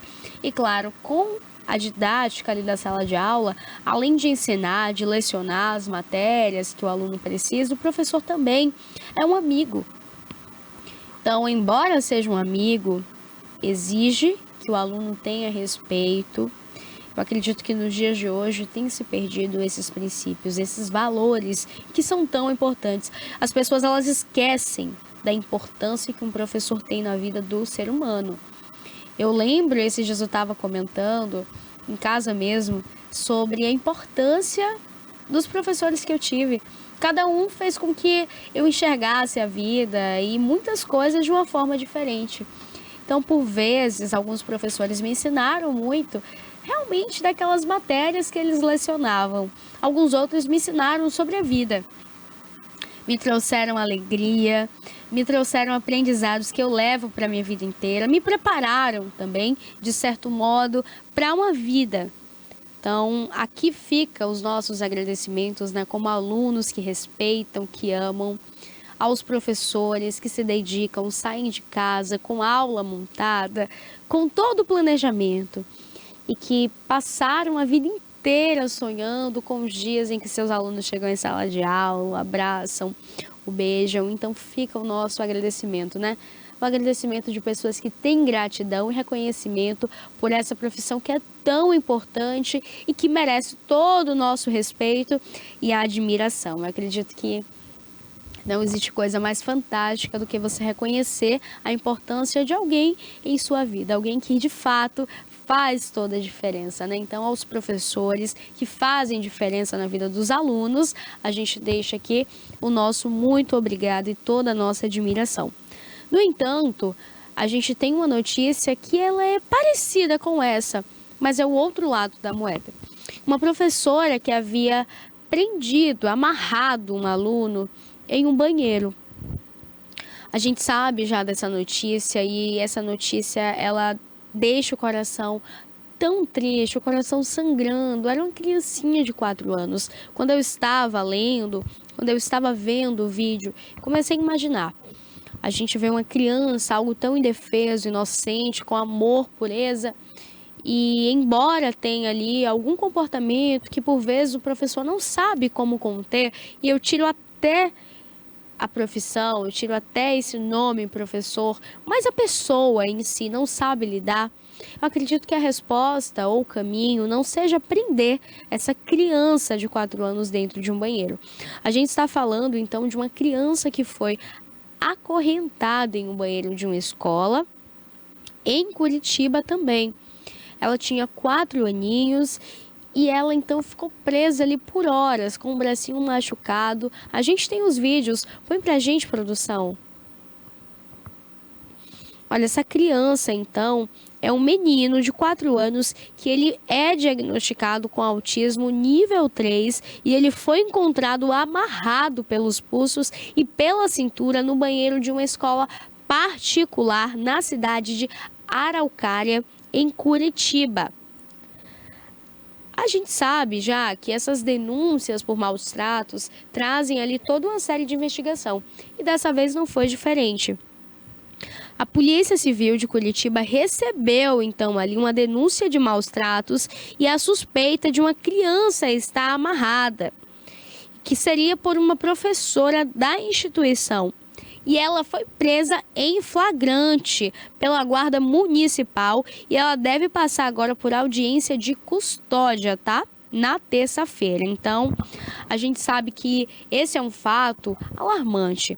Os pais saem, deixam os filhos na escola, vai conquistar o mundo, né? Vai trabalhar para dar o melhor para a criança, para pagar a mensalidade, para conseguir comprar os materiais, para mandar o alimento, o lanchinho quentinho, gostoso.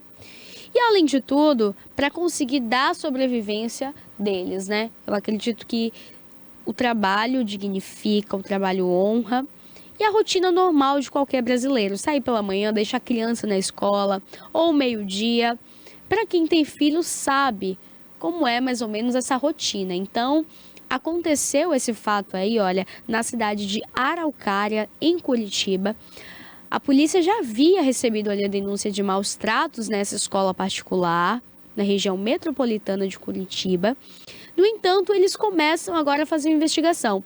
De repente, chega esse chamado de que tinha uma criança presa no banheiro. A Guarda Municipal ela se desloca até o local, chega lá e constata que a criança estava presa. E a professora foi presa em flagrante, ela estava no local. Graças a Deus, ela agora vai passar, né, por todo o processo de investigação para entender se outras crianças também foram vítimas aí dessa maldade, dessa brutalidade. É uma tristeza, de fato, quando a gente fala de vida, gente, vidas tão pequenininhas, né, com a vida pela frente. E qualquer coisinha dessa, olha, é um trauma que ninguém tira. Então fica aí esse alerta também, tá?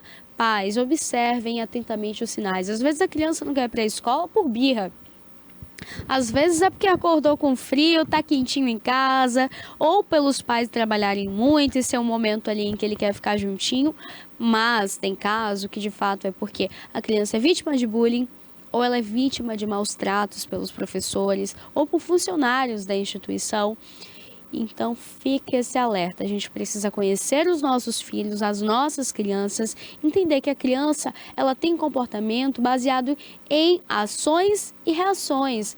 Então ela vê uma ação e ela tem uma reação diante disso. Então a gente quem precisa observar, porque uma criança de 4 anos, ela pode até estar ali começando a entender o que aconteceu com ela, que ela está sendo machucada, maltratada, mas ela não consegue chegar em casa e falar: mamãe, aconteceu isso, isso e isso na minha escola e é tal professor. Então, cabe aos pais também identificarem esses pontos, tá?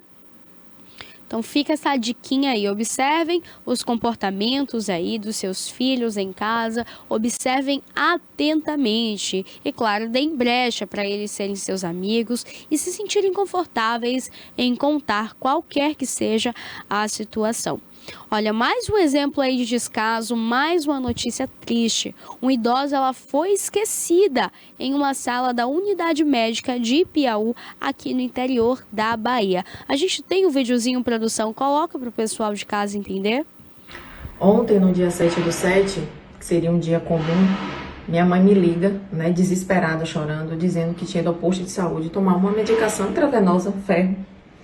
Só que deixaram ela presa no posto de saúde lá em Piauí. E eu fiquei desesperada. Como assim, mãe? Você tá presa, né, no posto de saúde em Piauí? Pois é. Todo mundo foi embora e deixou minha mãe, uma senhora idosa de 69 anos, sozinha, né, no posto de saúde. Não tinha enfermeiro, não tinha médico, não tinha porteiro, não tinha segurança, não tinha absolutamente ninguém. E detalhe, ela estava com a medicação no braço. Imagine você, foi aí que ela percebeu que ela estava sozinha, que não tinha mais ninguém, quando ela foi pedir para poder tirarem o acesso no braço dela. Olha, é um caso assim muito trágico, né? Muito triste. Eu acredito que quando a gente fala a terceira idade, é um período em que você está mais vulnerável a doenças, a esquecimento e, claro, a cuidados de terceiro. Quando a gente fala em terceira idade, a gente fala em uma pessoa com experiência de vida, com família, com filhos, provavelmente com netos, e uma pessoa a ser esquecida em uma unidade de atendimento, gente, em um posto de saúde. Cadê os filhos? Cadê os netos? Não tem ninguém para cuidar? Eu acredito assim que as pessoas estão perdendo cada vez mais o amor. E além de tudo, olha, esse daí é um caso muito triste em que a gente consegue perceber que a mulher, ela foi encaminhada, ela era hipertensa, ia tomar o soro, ela ligou, passou ali por todo o atendimento, por telefone, chega na unidade básica de atendimento, ela foi esquecida com o soro no braço por 3 horas. Tá, os filhos estavam próximos, estavam junto, conseguiu dar o atendimento ali, falar com alguém. Mas será que as pessoas da unidade ali médica não conseguiram entender que se tratava de uma pessoa com necessidades urgentes de atendimento? Primeiro, por ser hipertensa, diabética. Segundo, por ela também ter uma idade avançada. Então é muito perigoso, é muito triste, é muito doído. E além de tudo, gente, é um descaso total. A gente vê uma pessoa como essa, olha, passando por tudo isso, porque profissionais que deveriam cuidar da saúde, amar, proteger, fazer de tudo para que a vida daquela pessoa, pelo menos naquele contato com ele, fosse mais leve, não fizeram, aí entra a atitude dos filhos. Então, cadê os filhos para irem lá observar? Porque se é uma mãe minha, uma avó, uma tia, quem quer que esteja lá esquecido por 3 horas, olha, o bicho ia pegar, hein? O bicho ia pegar, a coisa não ia ficar bonita, não. Então, a gente até brinca, né? Fala assim, com esse tom de brincadeira, que o bicho ia pegar. Mas é com um tom também sério, hein? Porque esperar ainda por 3 horas, pelo amor de Deus, a medicação acabou. Tira aqui da minha mãe. Ah, tem que esperar não sei quem que tá descansando, que tá trocando plantão, não importa. Você vai tirar o da minha mãe e não tô nem aí. Você, sua mãe, sua amiga, sua prima, quem quer que seja, arrume desse seu jeito e tire. As coisas, elas precisam também ser faladas de uma forma clara. É quem você ama, é alguém que cuidou, te deu carinho, suporte de vida. Você vai deixar que alguém trate com um descaso como esse? Eu acredito que não. Então, fica esse alerta também para você de casa, tá? Então, vai ao hospital, vai ao médico, observe também ali todo o atendimento. Tá acompanhando alguém? Cuide também de quem você ama, tá? Busque pelos seus direitos e, claro, os nossos direitos, a gente tem que ir atrás, né? Se tentam desrespeitar, a gente, impõe. Mas o nosso programa chegou ao fim. Eu quero agradecer a sua participação, a sua presença todos os dias aqui. Amanhã a gente se encontra, hein? A partir das 10 horas, eu e você com o TV News. Pérola, amanhã é sábado. Você vai estar aqui ao vivo? Não, mas dá pra você reprisar os de segunda, terça, quarta, quinta, sexta. Dá pra você assistir tudo, ficar por dentro das notícias. E vem aí Alerta Cidade com Denilton Santos. Muitas informações aqui do sul e extremo sul da Bahia. Um beijo especial, bom final de semana. Curtam, ó, com consciência, hein? Trânsito e bebida não combina. Cinto de segurança e, claro, segunda-feira a gente volta. Beijos! Criada em 2005, a TVI se tornou a primeira emissora de TV por assinatura fora do eixo Rio-São Paulo, transmitida pela operadora TV Cabo para mais... regionais e nacionais, e mais de 300 mil pessoas durante os 4 dias. E teve muito mais: geração de renda, ocupação da rede hoteleira, valorização de artistas regionais e muita inclusão social. O Itapedro vai muito além do palco. Itapedro 2025, o maior São Pedro do Brasil.